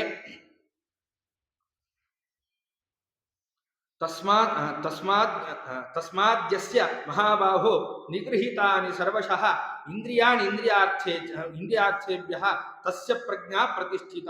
ಏನು ಅಂತಂದ್ರೆ ಆದ್ದರಿಂದ ಏನು ಮಾಡಬೇಕು, ಯಾರು ತನ್ನ ಇಂದ್ರಿಯಗಳನ್ನ ವಿಷಯದ ಕಡೆಯಿಂದ ಯಾರು ಆ ವಿಷಯಕ್ಕೆ ಹೋಗದೇನೆ, ನಮ್ಮ ಇಂದ್ರಿಯಗಳನ್ನ ವಿಷಯಕ್ಕೆ ಹೋಗದೇನೆ ಯಾರು ಇಟ್ಟುಕೊಂಡಿರ್ತಾರೋ ಅಂಥವರಿಗೇನೆ ಅಪರೋಕ್ಷ ಜ್ಞಾನ ಅನ್ನೋದು ಹುಟ್ಟೋದು. ಕೃಷ್ಣ ಪರಮಾತ್ಮ ಹೇಳಿದಂತಹ ಮಾತು. ಯಸ್ಮಾದೇವಂ, ರಾಯರು ವ್ಯಾಖ್ಯಾನ ಮಾಡ್ತಾರೆ, ಯಸ್ಮಾದೇವಂ ನಿಗೃಹೀತೇಂದ್ರಿಯ ಸೀವ ಉಕ್ತರೂಪ ಪ್ರಸಾದ ಪ್ರಸಾದವತಃ ಏವ ಚಿತ್ತ ನಿರೋಧ ರೂಪಾ ಯುಕ್ತಿ ಯುಕ್ತಿಮತಃ ಏವ ಶ್ರವಣ ಮನನೆ ತಾಭ್ಯಾಂ ತತ್ವನಿಶ್ಚಯವತಃ ಏವ ಅಪರೋಕ್ಷ ಜ್ಞಾನ ಸಾಧನಂ ಧ್ಯಾನಂ. ತಸ್ಮಾತ್ ಹೇ ಮಹಾಬಾಹೋ, ಅಂದ್ರೆ ಅರ್ಜುನನಿಗೆ ಹೇಳ್ತಾ ಇದ್ದಾನೆ, ತಸ್ಮಾತ್ ಹೇ ಮಹಾಬಾಹೋ, ಒಳ್ಳೆ ಉದ್ದವಾದಂತಹ ಕೈಯುಳ್ಳವನೇ, ಬಲಿಷ್ಠನಾದಂತಹ ಕೈ ಇರ್ತಕ್ಕಂತಹ ಅರ್ಜುನ ಏನು ಮಾಡಬೇಕು ಅಂದ್ರೆ ನಿಗೃಹೀತ ಇಂದ್ರಿಯ ಸೀವ, ಯಾರು ತಮ್ಮ ಇಂದ್ರಿಯಗಳನ್ನ ನಿಗ್ರಹದಲ್ಲಿ ಇಟ್ಕೊಂಡಿರ್ತಾರೋ ಅವರಿಗೇನೆ ಉಕ್ತರೂಪ ಪ್ರಸಾದ. ಏನು ಉಕ್ತರೂಪ ಪ್ರಸಾದ ಅಂದ್ರೆ ಪರಮಾತ್ಮ ಏನು ಹೇಳಿದ್ದಾನೆ, ಪ್ರಸಾದ ಅಂದ್ರೆ ಮೋಕ್ಷವೇ. ಏನಂ ಮೋಚಯಾಮಿ ಅಂತ ಪರಮಾತ್ಮ ಅಂದುಕೊಂಡಾಗಲೇ ನಮಗೆ ಮೋಕ್ಷ ಸಿಗೋದು. ಅದರಿಂದ ಪರಮಾತ್ಮನ ಪ್ರಸಾದವಾಗಬೇಕು. ಈ ರೀತಿಯಾದಂತಹ ಪ್ರಸಾದ ಆಗಬೇಕು ಅಂತಂದ್ರೆ ಮತ್ತೆ ಇನ್ನೊಂದು ಪ್ರಸಾದವು ನಮಗೆ ಬೇಕು. ಎರಡು, ನಾನು ಉದ್ಧಾರ ಆಗ್ತೇನೆ, ಅದಕ್ಕೆ ನಾನು ಸಾಧನೆ ಮಾಡ್ಕೊಳ್ತೇನೆ ಅಂದ್ರೆ ನಮ್ಮಿಂದ ಸಾಧನೆ ಮಾಡ್ಲಿಕ್ಕೆ ಆಗೋದಿಲ್ಲ. ಇವನು ಸಾಧನೆ ಮಾಡ್ಲಿ ಅಂತ ಪ್ರಸನ್ನನಾಗಿ ಪರಮಾತ್ಮ ಸಾಧನೆಯನ್ನ ಮಾಡಿಸಬೇಕು. ಇದು ಒಂದು ಪ್ರಸಾದ ನಮಗೆ ಮೊದಲು ಬೇಕು. ಇಂತಹ ಪ್ರಸಾದವತಃ, ಈ ಪ್ರಸಾದ ಯಾರಿಗಾಗಿರ್ತದೋ ಅವನಿಗೆ ಏನಾಗುತ್ತೆ ಅಂತಂದ್ರೆ ಪರಮಾತ್ಮನ ಅನುಗ್ರಹದಿಂದ ಚಿತ್ತ ನಿರೋಧ ಅನ್ನುವಂಥದ್ದು ಅವನಿಗೆ ಸಂಪಾದನೆ ಆಗುತ್ತೆ. ಅಂದ್ರೆ ಅದಕ್ಕೆ ಹೇಳೋದು, ಮನಸ್ಸನ್ನ ನಾನು ಅವನ ಪರಮಾತ್ಮನ ಪಾದಕಮಲಗಳಲ್ಲಿ ನಿಲ್ಲಿಸ್ಕೊಂಡ್ಬಿಡ್ತೇನೆ ಅಂದ್ರೆ ಆಗೋದಿಲ್ಲಂತೆ. ಏನು ಅಂತಂದ್ರೆ ಯಾರು ಇಂದ್ರಿಯ ನಿಗ್ರಹವನ್ನ ಇಟ್ಕೊಂಡಿದ್ದಾರೋ, ರಾಯರು ವ್ಯಾಖ್ಯಾನ ಮಾಡ್ತಾರೆ, ಯಾರು ಇಂದ್ರಿಯ ನಿಗ್ರಹವನ್ನ ಇಟ್ಟುಕೊಂಡು ಪರಮಾತ್ಮನಲ್ಲಿ ಸ್ವಲ್ಪ ಮನಸ್ಸನ್ನು ಕೊಡ್ಲಿಕ್ಕೆ ಪ್ರಯತ್ನ ಮಾಡ್ತಾರೋ ಅವರಿಗೆ ಒಂದು ಅನುಗ್ರಹವನ್ನ ಮಾಡ್ತಾನಂತೆ, ಪ್ರಸಾದವನ್ನು ಕೊಡ್ತಾನೆ ಪರಮಾತ್ಮ. ಏನು ಅಂದ್ರೆ ಇವನಿಗೆ ಇಂದ್ರಿಯ ನಿಗ್ರಹ ಮುಂತಾದವುಗಳು ಸಿಕ್ಕು ಉದ್ಧಾರ ಆಗಲಿ ಇವನು ಅಂತ ಒಂದು ಪ್ರಸಾದವನ್ನ ಕೊಡ್ತಾರೆ. ಅಂತಹ ಪ್ರಸಾದ ಉಳ್ಳವರಿಗೆ ಏನಾಗುತ್ತೆ ಅಂತಂದ್ರೆ ಚಿತ್ತ ನಿರೋಧ, ಅಂದ್ರೆ ಮನಸ್ಸು ಬೇರೆ ಕಡೆ ಹೋಗದೇನೆ ಪರಮಾತ್ಮನಲ್ಲೇ ಮನಸ್ಸು ಇಡುವಂತಹ ಸಾಮರ್ಥ್ಯ ಬರುತ್ತೆ. ಇದನ್ನು ಪುರಂದರದಾಸರು ತಿಳಿಸಿಕೊಡ್ತಾರೆ. ನಾವು ಮನಸ್ಸನ್ನ ಪರಮಾತ್ಮನಿಗೆ ಇಟ್ಟು ಬಿಡ್ತೇವೆ ಅಂತಂದ್ರೆ ಇಡ್ಲಿಕ್ಕಾಗೋದಿಲ್ಲ. ಅವನು ನಿಲ್ಲಿಸಬೇಕು ಮನಸ್ಸನ್ನ. ಮನಸ್ಸು ನಿಲ್ಲಿಸೋ ನಿನ್ನ ಚರಣ ಕಮಲದಲ್ಲಿ ಅನುದಿನ ಶ್ರೀಹರಿಯ ಹರಿವರ್ಗ ಜಯಿಸದೆ ಪರರ ಬಾಗಿಲ ಕಾಯ್ದೆ ಹರಿವರ್ಗ ಜಯಿಸದೆ. ಎಷ್ಟು ಚೆನ್ನಾಗಿ ಹೇಳಿದ್ದಾರೆ ನೋಡಿ ದಾಸರು. ಮನಸ್ಸು ಹರಿವರ್ಗ ನಾವು ಜಯಿಸಿದಾಗಲೇನೆ ಪರಮಾತ್ಮನ ಪ್ರಸಾದದಿಂದ ಮನಸ್ಸು ನಿಲ್ತದೆ ಪರಮಾತ್ಮನಲ್ಲಿ. ಅದರಿಂದನೇ ಪುರಂದರದಾಸರು ಮನಸ್ಸು ನಿಲ್ಲಿಸು ನೀನು, ಯಾಕಂದ್ರೆ ನನಗೆ ನಿಲ್ಲಿಸ್ಕೊಳ್ಳಿಕ್ಕೆ ಆಗಲ್ಲ, ನೀನು ಹರಿವರ್ಗವನ್ನ ಎಲ್ಲವನ್ನ ಜಯಿಸಿ. ಇನ್ನೊಂದು ಮಾತನ್ನು ಹೇಳಿದ್ದಾರೆ, ಹರಿವರ್ಗ ಜಯಿಸದೆ ಪರರ ಬಾಗಿಲ ಕಾಯ್ದೆ. ಅಂದ್ರೆ ಅರ್ಥ ಏನು, ಇಂದ್ರಿಯ ನಿಗ್ರಹ ಆಗಲಿಲ್ಲ, ಇಂದ್ರಿಯ ನಿಗ್ರಹಗಳೆಲ್ಲ ಆಗ್ಲಿಲ್ಲ ಅಂತಂದ್ರೆ ಆಸೆ ಮುಂತಾದವುಗಳೆಲ್ಲ ಜಾಸ್ತಿ ಹುಟ್ಟಿ ಹುಟ್ಟಿ ಹುಟ್ಟಿ ದುಡ್ಡಿನ ಹಿಂದೆ ಬೀಳ್ತಾನೆ ಮನುಷ್ಯ. ದುಡ್ಡಿನ ಹಿಂದೆ ಬಿದ್ದಾಗ ದುಡ್ಡು ಕೂಡ ಎಷ್ಟು ದಿನ ಇರುತ್ತೆ, ಹೊಟ್ಟೋಗುತ್ತೆ. ಆ ದುಡ್ಡು ಸಂಪಾದನೆ ಮಾಡ್ಲಿಕ್ಕೆ ಏನ್ ಮಾಡ್ಬೇಕಾಗತ್ತೆ, ಇನ್ನೊಬ್ಬರ ಮನೆ ಬಾಗಿಲು ಹೋಗ್ಬೇಕಾಗತ್ತೆ. ಅದಕ್ಕೋಸ್ಕರ ಹರಿವರ್ಗವನ್ನ ಜಯಿಸಿ ಇದ್ರೆ ಪರಮಾತ್ಮನ ಪ್ರಸಾದವಾಗಿ ಪರಮಾತ್ಮನಲ್ಲಿ ಮನಸ್ಸು ನಿಲ್ತಕ್ಕಂಥದ್ದಾಗುತ್ತೆ. ಅದಕ್ಕೆ ಪುರಂದರದಾಸರು ಮನಸ್ಸು ನಿಲ್ಲಿಸೋ ನಿನ್ನ ಚರಣ ಕಮಲದಲ್ಲಿ ಅನುದಿನ ಶ್ರೀಹರಿಯೇ, ಪ್ರತಿ ಕ್ಷಣ ಪ್ರತಿದಿನ ಯಾವಾಗಲೂ ಕೂಡ ನಿನ್ನಲ್ಲೇ ಮನಸ್ಸು ನಾನು ನಿಲ್ಲಿಸ್ಕೊಳಕ್ಕಾಗಲ್ಲ, ನೀನ್ ನಿಲ್ಲಿಸಬೇಕು. ಯಾಕೆ, ಹರಿವರ್ಗ ಜಯಿಸದೆ, ನನ್ನಿಂದ ಹರಿವರ್ಗವನ್ನ ಜಯಿಸ್ಲಿಕ್ಕೆ ಆಗೋದಿಲ್ಲ ಸ್ವಾಮಿ. ಅದಕ್ಕೆ ಕೃಷ್ಣ ಪರಮಾತ್ಮ ಮುಂದೆ ಉತ್ತರ ಕೊಡ್ತಾನೆ, ಅಭ್ಯಾಸ ಏನಕ್ಕೆ ಕೊಂತೆಯ, ಬಹಳಷ್ಟು ಅಭ್ಯಾಸ ಮಾಡ್ಬೇಕಂತೆ. ಇಂದ್ರಿಯ ನಿಗ್ರಹವನ್ನ ಮಾಡಿಕೊಳ್ಳಿಕ್ಕೆ ಬಹಳಷ್ಟು ಅಭ್ಯಾಸ ಬೇಕು. ನಮಗೆ ಇನ್ನೊಂದು ಮಾತು ಹೇಳ್ತಾರೆ, ಯಾರು ಅಧಿಕಾರಿ ಶಾಸ್ತ್ರಕ್ಕೆ ಅಂತಂದ್ರೆ ಶಮದಮಾದಿಮತಃ ಮುಮುಕ್ಷೋಹ ಅಧಿಕಾರಿಣ ಅಂತಾನೆ ಅಲ್ಲಿ ಉಲ್ಲೇಖ ಮಾಡಿದ್ದಾರೆ. ಟೀಕಾರಾಯರು ಕೂಡ ಇದೇ ಮಾತನ್ನ ಹೇಳ್ತಾರೆ. ಶಮೋ ಮನ್ನಿಷ್ಠತಾ ಬುದ್ಧಿ ದಮ ಇಂದ್ರಿಯ ನಿಗ್ರಹ. ಏನು, ಶ್ರಮ ಇರಬೇಕು ಒಬ್ಬ ವ್ಯಕ್ತಿಗೆ, ಪರಮಾತ್ಮನಲ್ಲಿ ನಿಷ್ಠೆ ಇರಬೇಕು. ಆ ನಿಷ್ಠೆ ಇರಬೇಕು. ಮತ್ತಷ್ಟೇ ಅಲ್ಲ, ಬರೀ ನಿಷ್ಠೆ ಇದ್ರೆ ಸಾಲದು. ಆ ನಿಷ್ಠೆ ಯಾವುದರಿಂದ ಬರುತ್ತೆ ಅಂದ್ರೆ ದಮ, ಇಂದ್ರಿಯ ನಿಗ್ರಹ ಇದ್ದಾಗಲೇ ಪರಮಾತ್ಮನಲ್ಲಿ ನಿಷ್ಠೆ ಬರುತ್ತೆ. ಅದಾದ ಮೇಲೆ ಮೋಕ್ಷ ಇಚ್ಛೆ, ಆಮೇಲೆ ಶಾಸ್ತ್ರಾಧ್ಯಯನ ಮುಂತಾದವುಗಳನ್ನು ಮಾಡಿ ಸಾಧನೆ ಮಾಡ್ಕೊಳ್ಳಿಕ್ಕಾಗತ್ತೆ. ಆದ್ರಿಂದ ಮೊದಲು ಇಂದ್ರಿಯ ನಿಗ್ರಹವನ್ನ ಮಾಡಿದಲ್ಲಿ ಪರಮಾತ್ಮನ ಪ್ರಸಾದವಾಗುತ್ತೆ. ಒಂದು ಅನುಗ್ರಹವನ್ನ ಪರಮಾತ್ಮ ಮಾಡ್ತಾನೆ. ಹೌದು, ಕೂಸು ತುಂಬಾ ಪ್ರಯತ್ನವನ್ನ ಪಡ್ತಾ ಇದೆ ಅಂತ ಹೇಳಿ ಸ್ವಲ್ಪ ನಾನು ಆಶೀರ್ವಾದವನ್ನ ಮಾಡಿದ್ರೆ ಬೆಳೆಯುತ್ತೆ ಈ ಕೂಸು. ಯಾಕೆ ಈ ಮಾತು ಹೇಳ್ತಾ ಇದ್ದೀನಿ ಅಂದ್ರೆ, ಭಾಗವತದಲ್ಲಿ ಒಂದು ಮಾತು ಬರುತ್ತೆ, ಲಕ್ಷ್ಮಿ ಮತ್ತೆ ನಾರಾಯಣರಿಬ್ಬರೂ ಕೂಡ ಜೀವಿಯರನ್ನ ಸೃಷ್ಟಿಗೆ ಬಿಡಬೇಕಾದ್ರೆ ಯಾವ ಸ್ಥಿತಿಯಿಂದ ಬಿಡ್ತಾರೆ, ಒಬ್ಬ ಜೀವಿಯನ್ನ ಸೃಷ್ಟಿಗೆ ಬಿಟ್ಟಿದ್ದಾರೆ ಅಂತಂದ್ರೆ ಹೇಗೆ ಬಿಡ್ತಾರೆ ಅಂತಂದ್ರೆ, ಈಗ ಒಬ್ಬ ತಂದೆ ತಾಯಿ ಮಗನನ್ನ ಬೇರೆ ಕಡೆ ವಿದ್ಯಾಪೀಠಕ್ಕೋ ಅಥವಾ ಬೇರೆ ಕಡೆ ಅಧ್ಯಯನಕ್ಕೋ ಕಳಿಸಬೇಕಾದ್ರೆ ಆದಷ್ಟು ಬೇಗ ನನ್ನ ಮಗ ಅಧ್ಯಯನವನ್ನ ಮುಗಿಸ್ಕೊಂಡು ಬರಲಿ, ನನ್ನ ಮಕ್ಕಳು ಬೇಗ ಅಧ್ಯಯನವನ್ನ ಓದನ್ನ ಮುಗಿಸ್ಕೊಂಡು ಆದಷ್ಟು ಬೇಗ ಬರಲಿ ಅನ್ನುವ ಪ್ರೀತಿಯಿಂದ ಹೇಗೆ ಕೊಟ್ಟು ಕಳಿಸ್ತಾರೋ ಹಾಗೆ ಲಕ್ಷ್ಮೀನಾರಾಯಣರಿಬ್ಬರೂ ಕೂಡ ಇದೇ ಪ್ರೀತಿಯಿಂದ ಪ್ರತಿಯೊಬ್ಬ ಜೀವಿಯನ್ನು ಕಳಿಸಿಕೊಡ್ತಾರಂತೆ. ಅದರಿಂದ ಇಂತಹ ಜೀವಿ ಆದಷ್ಟು ಬೇಗ ನಾನು ಆ ಲಕ್ಷ್ಮೀನಾರಾಯಣರನ್ನ ಹೊಂದಬೇಕು ಅಂತ ಹೇಳಿ ಏನು ಮಾರ್ಗ ಇದೆಯೋ, ಇಂದ್ರಿಯ ನಿಗ್ರಹ ಮುಂತಾದ ಏನು ಮಾರ್ಗಗಳಿದೆಯೋ, ಈ ಮಾರ್ಗವನ್ನ ಅನುಸರಿಸಿದಾಗ ಆ ಪ್ರೀತಿ ಪರಮಾತ್ಮನಿಗೆ ನಮ್ಮ ಮೇಲೆ ಇದೆಯಲ್ಲ. ಯಾಕಂದ್ರೆ ಪತಿತ ಪಾವನ, ಪತಿತರಾದರನ್ನ ಪುನೀತರನ್ನಾಗಿ ಮಾಡಿ ಎತ್ತೋ ಕೆಲಸವೇ ಅವಂದು. ಆದ್ರಿಂದ ಈ ಪ್ರೀತಿ ಪರಮಾತ್ಮನಿಗೆ ಸದಾಕಾಲ ಎಲ್ಲ ಜೀವಿಗಳ ಮೇಲೆ ಇರುತ್ತಾದ್ರಿಂದ ನಾವು ಇಂದ್ರಿಯ ನಿಗ್ರಹವನ್ನು ಮಾಡಲಿಕ್ಕೆ ಮಹಾಪ್ರಯತ್ನವನ್ನು ಮಾಡಿದಾಗ ಪರಮಾತ್ಮ ಒಂದು ಅನುಗ್ರಹವನ್ನು ಮಾಡ್ತಾನೆ. ಆ ಪರಮಾತ್ಮನ ಪ್ರಸಾದದಿಂದ ಚಿತ್ತ ನಿರೋಧ ರೂಪ ಯುಕ್ತಿ. ಚಿತ್ರ ನಿರೋಧ ಅಂದ್ರೆ ಮನಸ್ಸು ನಮಗೆ ನಿಗ್ರಹಕ್ಕೆ ಬರುತ್ತೆ. ಮನಸ್ಸು ನಿಗ್ರಹಕ್ಕೆ ಬಂತು ಅಂದ್ರೆ ಯುಕ್ತಿಮತಃ ಏವ ಶ್ರವಣ ಮನನೆ ತಾಭ್ಯಾಂ ತತ್ವನಿಶ್ಚಯ. ತತ್ವನಿಶ್ಚಯ ಆಗಬೇಕು. ಇದೆಲ್ಲ ಆಗಬೇಕು ಅಂದ್ರೆ ಮಧ್ಯ ಗುರುಪದೇಶ ಒಂದು ಬೇಕು. ಏವಂ ಗುರುಪದೇಶೇನ ಮನೋ ನಿಶ್ಚಲತಾಂ ನಯೇತ್ ನತುಸ್ವೇನ ಪ್ರಯತ್ನೇನ. ಅಂದ್ರೆ ಒಳ್ಳೆ ತತ್ವ ನಿಶ್ಚಯ ನಮಗೆ ಆಗಬೇಕು ಅಂತಂದ್ರೆ ಗುರುಗಳ ಉಪದೇಶದಿಂದಲೇ, ನತುಸ್ವೇನ ಪ್ರಯತ್ನೇನ ತದ್ವಿನ ಗುರು ಅನುಗ್ರಹಂ ವಿನ ಪತನಂ ಭವೇತ್ ಅಂತ ಹೇಳಿದಂತೆ ಆ ತತ್ವ ನಿಶ್ಚಯವಾಗಬೇಕಾದ್ರೆ ಈ ಶ್ರವಣ ಮನನ ಮುಂತಾದವುಗಳಾಗಬೇಕು. ಈ ಒಂದು ಮನೋನಿಗ್ರಹವೇ ನಮಗಿಲ್ಲ ಅಂತಾದ್ರೆ ಶ್ರವಣ ಮನನ ನಡೆಯೋದಿಲ್ಲ. ಆದ್ರಿಂದ ಮನೋನಿಗ್ರಹವನ್ನ ಮಾಡಿಕೊಂಡು ಯಾರು ಗುರುಗಳ ಮೂಲಕ ಶ್ರವಣ ಮನನ ಮುಂತಾದವುಗಳನ್ನು ಮಾಡ್ತಾರೋ ತಾಭ್ಯಾಂ, ಅವೆರಡರಿಂದ ನಮಗೆ ಏನಾಗುತ್ತೆ? ತತ್ವ ನಿಶ್ಚಯ ಅನ್ನೋದಾಗುತ್ತೆ. ಮೊದಲು ಗುರುಮುಖ ಶ್ರವಣ ಮಾಡಬೇಕು, ಶ್ರವಣ ಮಾಡಿದ್ದನ್ನ ಮನನ ಮಾಡಬೇಕು. ಆಲೋಢ್ಯ ಸರ್ವಶಾಸ್ತ್ರಾಣಿ ವಿಚಾರ್ಯ ಚ ಪುನಃ ಪುನಃ ಇದವೇಕಂ ಸುನಿಷ್ಪನ್ನಂ ದೇವೋ ನಾರಾಯಣ ಸದಾ ಅಂತ ಹೇಳಿದಂತೆ ಆಲೋಢ್ಯ ಸರ್ವಶಾಸ್ತ್ರಾಣಿ, ಎಲ್ಲ ಶಾಸ್ತ್ರಗಳನ್ನ ಏನು ಮಾಡಬೇಕು? ಮೇಲಿಂದ ಮೇಲೆ ನೋಡ್ತಾ ಇರಬೇಕು. ಹೀಗೆ ಮನನವನ್ನ ಮಾಡಿ ಮಾಡಿ ಮಾಡಿ ತದನಂತರದಲ್ಲಿ ತತ್ವ ನಿಶ್ಚಯ ಅನ್ನೋದು ನಮಗೆ ಬರುತ್ತೆ. ಇದು ತತ್ವ ಅನ್ನೋದು ನಮ್ಮ ಯೋಗ್ಯತಾನುಸಾರ ತತ್ವ ನಿಶ್ಚಯ ಅನ್ನೋದು ಬಂದ ಮೇಲೆ ತತ್ವ ನಿಶ್ಚಯವತಃ ಏವ ಅಪರೋಕ್ಷ ಜ್ಞಾನ ಸಾಧನಂ ಧ್ಯಾನಂ. ಯಾರಿಗೆ ತತ್ವ ನಿಶ್ಚಯ ಆಗಿರ್ತದೋ ಆ ನಿಶ್ಚಯದಿಂದ ತಾನೇನು ಮಾಡ್ತಾನೆ? ಒಳ್ಳೆ ಅಪರೋಕ್ಷ ಜ್ಞಾನವಾಗಬೇಕಾದ್ರೆ ಅದಕ್ಕೆ ಸಾಧನೆ ಯಾವುದು ಅಂತಂದ್ರೆ ಧ್ಯಾನ. ಅಂದ್ರೆ ಪರಮಾತ್ಮನ ತತ್ವನಿಶ್ಚಯ ಮಾಡಿಕೊಂಡು ಪರಮಾತ್ಮನನ್ನ ಚೆನ್ನಾಗಿ ಉಪಾಸನೆ ಮಾಡಿದಾಗ ಆ ಉಪಾಸನೆಯಿಂದ ಪರಮಾತ್ಮ ಏನು ಮಾಡ್ತಾನೆ? ಅಪರೋಕ್ಷ ಜ್ಞಾನವನ್ನು ಕೊಡ್ತಾನೆ. ಒಂದು ಮೂರ್ತಿಯನ್ನ ಧ್ಯಾನ ಮಾಡ್ತಾ ಕೂತಿರ್ತೇವೆ, ತತ್ವನಿಶ್ಚಯ ಎಲ್ಲವೂ ಕೂಡ ಆಗಿದೆ. ಎಲ್ಲವೂ ಆದ ಮೇಲೆ ಮನೋಮಯವಾದಂತಹ ಒಂದು ಮೂರ್ತಿ ನಾವೇ ಮಾಡ್ಕೊಂಡಿರ್ತೇವೆ ಒಂದು ಮನಸ್ಸಿನಲ್ಲಿ. ಇವತ್ತಿಗೂ ಎಲ್ಲರೂ ಸಂಧ್ಯಾ ವಂದನೆ ಜಪ ಮಾಡಬೇಕಾದ್ರೆ ಒಂದು ಮೂರ್ತಿಯನ್ನು ಧ್ಯಾನ ಮಾಡ್ತಾ ಇರ್ತೇವಲ್ಲ, ಅದರಲ್ಲಿ ಪ್ರಚುರತೆ ಬರಬೇಕು. ಮೊದಲೇನು ಅಂದ್ರೆ ನಮಗೆ ನೇರ ಸ್ಪಷ್ಟವಾಗಿ ನಮಗೆ ಮೂರ್ತಿ ಕಾಣೋದಿಲ್ಲ, ಮನೋಮಯವಾದ್ದು ಕೂಡ. ಅದೇನಾಗುತ್ತೆ ಅಂದ್ರೆ ಒಂದೊಂದೇ ಅವಯವ ಸ್ಫುಟವಾಗುತ್ತೆ. ಪಾದವನ್ನೇ ಮೊದಲು ಧ್ಯಾನ ಮಾಡ್ತಾ ಮೊದಲು ಜಪವನ್ನು ಮಾಡಬೇಕು, ಧ್ಯಾನವನ್ನು ಮಾಡಬೇಕು. ಬರ್ತಾ ಬರ್ತಾ ಬರ್ತಾ ಆ ಮೂರ್ತಿ ಸ್ಪಷ್ಟವಾಗುತ್ತೆ.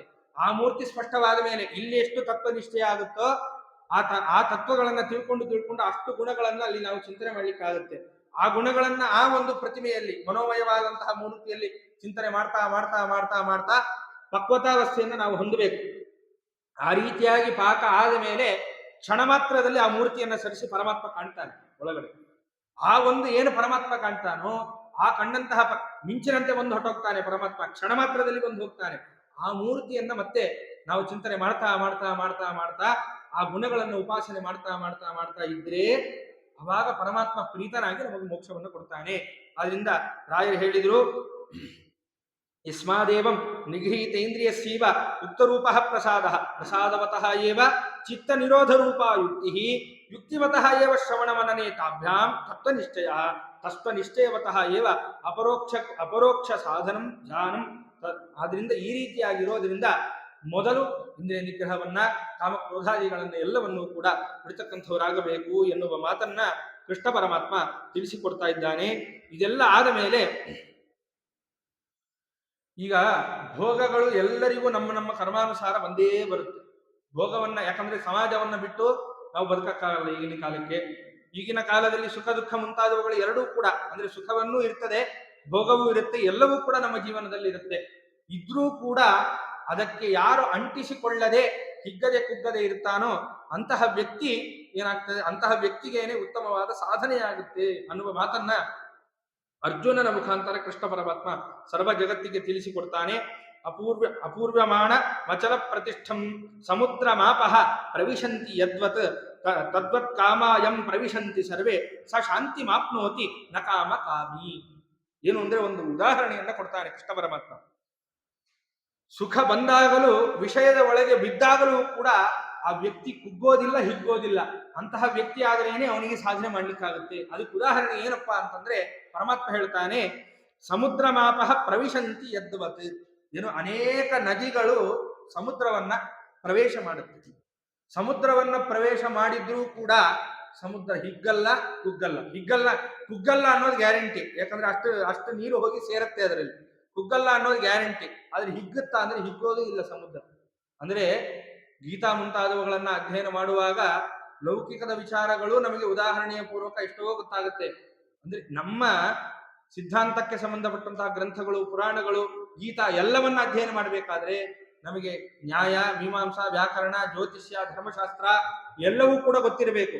ಲೋಕದ ವ್ಯವಹಾರಗಳು, ನೀತಿಗಳು, ಸುಭಾಷಿತಗಳು ಇವೆಲ್ಲ ಗೊತ್ತಿದ್ರೆ ಇದು ಅರ್ಥ ಆಗುತ್ತೆ. ಆದ್ರಿಂದ ಇದು ಹೊರಗಡೆ ಇರ್ತಕ್ಕಂಥದ್ದು. ಅನೇಕ ನದಿಗಳು ಸಮುದ್ರವನ್ನು ಹೋಗಿ ಸೇರಿದ್ರು ಕುಗ್ಗಲ್ಲ ಅನ್ನೋದು ಗ್ಯಾರಂಟಿ. ಹಿಗ್ಗೋದು ಇಲ್ಲ ಸಮುದ್ರ ಹೇಗೋ ಅದರಂತೆ ಯಾವ ವ್ಯಕ್ತಿ ಈ ಭೋಗ ಮುಂತಾದವುಗಳಲ್ಲಿ ಮುಳುಗಿದ್ರೂ ಕೂಡ ಹಿಗ್ಗದೆ ಕುಗ್ಗದೆ ಇರ್ತಕ್ಕಂಥವನಾಗ್ತಾನೋ, ಶಾಂತ ಮನಸ್ಕನಾಗಿ ಯಾರು ಇರ್ತಾನೋ ಅಂತಹ ವ್ಯಕ್ತಿ ಏನೇ ಸಾಧನೆ ಮಾಡಲಿಕ್ಕೆ ಅನುಕೂಲವಾಗುತ್ತೆ. ಅಂತಹ ವ್ಯಕ್ತಿ ಸಾಧನೆಯನ್ನ ಮಾಡಿ ಹಿಂದೆ ಹೇಳಿದಂತೆ ಅಪರೋಕ್ಷ ಕಡೆಯ ತನಕ ತಾನು ಜ್ಞಾನ ಮುಂತಾದವುಗಳನ್ನ ಮಾಡಿ ಅಪರೋಕ್ಷ ಜ್ಞಾನವನ್ನ ಪಡೆದು ಆ ಜ್ಞಾನದಿಂದ ಪರಮಾತ್ಮನನ್ನ ಚಿಂತನೆ ಮಾಡಿ ತಾನು ಮೋಕ್ಷಕ್ಕೆ ಹೋಗ್ತಕ್ಕಂಥವನಾಗ್ತಾನೆ.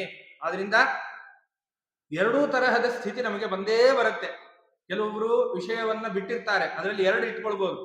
ಸನ್ಯಾಸಿಗಳು ಎಲ್ಲ ವಿಷಯವನ್ನು ಬಿಟ್ಟು ಸಾಧನೆ ಮಾಡ್ತಾರೆ, ಎಲ್ಲ ವಿಷಯಗಳನ್ನು ಬಿಟ್ಟುಬಿಟ್ಟಿರ್ತಾರೆ, ಪ್ರತಿಯೊಂದನ್ನು ತ್ಯಾಗ ಮಾಡಿಬಿಟ್ಟಿರ್ತಾರೆ. ಆದ್ರೆ ಗೃಹಸ್ಥನಿಗೆ ಹಾಗೆ ಹೇಳಿಲ್ವಲ್ಲ. ಗೃಹಸ್ಥ ಎಲ್ಲ ಭೋಗಗಳನ್ನ ಭೋಗಿಸ್ತಾನೆ ಸಾಧನೆಯನ್ನ ಮಾಡಬೇಕು.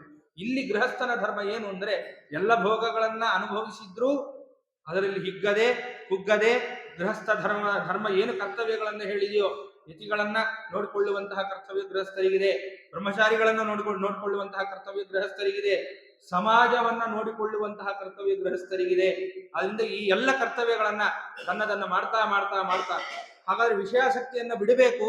ಮದುವೆ ಆಗಿರ್ತೇವೆ, ಅನೇಕ ದುಡ್ಡನ್ನ ಸಂಪಾದನೆ ಮಾಡ್ತೇವಲ್ಲ ಅಂತಂದ್ರೆ ಮದುವೆಯಾಗಿ ಯಾರು ನಮ್ಮ ಹಿಂದೆ ಇರ್ತಾರೋ ಅವರಲ್ಲೇ ನಾವು ಎಷ್ಟಿರ್ಬೇಕೋ ಅಷ್ಟಿದ್ದು ಬೇರೆ ಕಡೆ ಹೋಗದೆ ಇರೋದು ಒಂದು ವೈರಾಗ್ಯವೇ. ಇದು ಕೂಡ ಒಂದು ವೈರಾಗ್ಯ. ಸ್ವಾಮಿ ಕೊಟ್ಟಿದ್ದನ್ನ ಪ್ರಸಾದ ಅಂತ ಅನುಭವಿಸಿಕೊಂಡು ಯಾರಿರ್ತಾರೋ, ಸ್ವಾಮಿ ಕೊಟ್ಟ ದುಡ್ಡು, ಸ್ವಾಮಿ ಕೊಟ್ಟಂತಹ ಪತ್ನಿ, ಸ್ವಾಮಿ ಕೊಟ್ಟಂತಹ ಮಕ್ಕಳು, ನನ್ನ ದುಡ್ಡು ಏನಿದೆಯೋ ಆ ದುಡ್ಡಲ್ಲಿ 4 ಜನಕ್ಕೆ ಒಳ್ಳೆಯದು. ಯತಿಗಳಿಗೆ ಮಾಡಬೇಕಾದಂತಹ ಕರ್ತವ್ಯಗಳು, ಗೃಹಸ್ಥನಾಗಿ ಗೃಹಸ್ಥಾಶ್ರಮದಲ್ಲಿ ಇದ್ದು ಬ್ರಹ್ಮಚಾರಿಗಳಿಗೆ ಮಾಡಬೇಕಾದ ಕರ್ತವ್ಯಗಳು, ಇದೆಲ್ಲ ಏನಿದೆಯೋ ಇದನ್ನ ಅಂದ್ರೆ ತಾನು ಭೋಗದಲ್ಲೇ ಇದ್ದಾನೆ, ದುಡ್ಡನ್ನು ಸಂಪಾದನೆ ಮಾಡ್ತಾ ಇದ್ದಾನೆ, ಒಳ್ಳೆ ರೀತಿಯಲ್ಲಿ ತನ್ನ ಗೃಹಸ್ಥಾಶ್ರಮ ಧರ್ಮವನ್ನು ತಾನು ಪಾಲನೆ ಮಾಡ್ತಾ ಇದ್ದಾನೆ.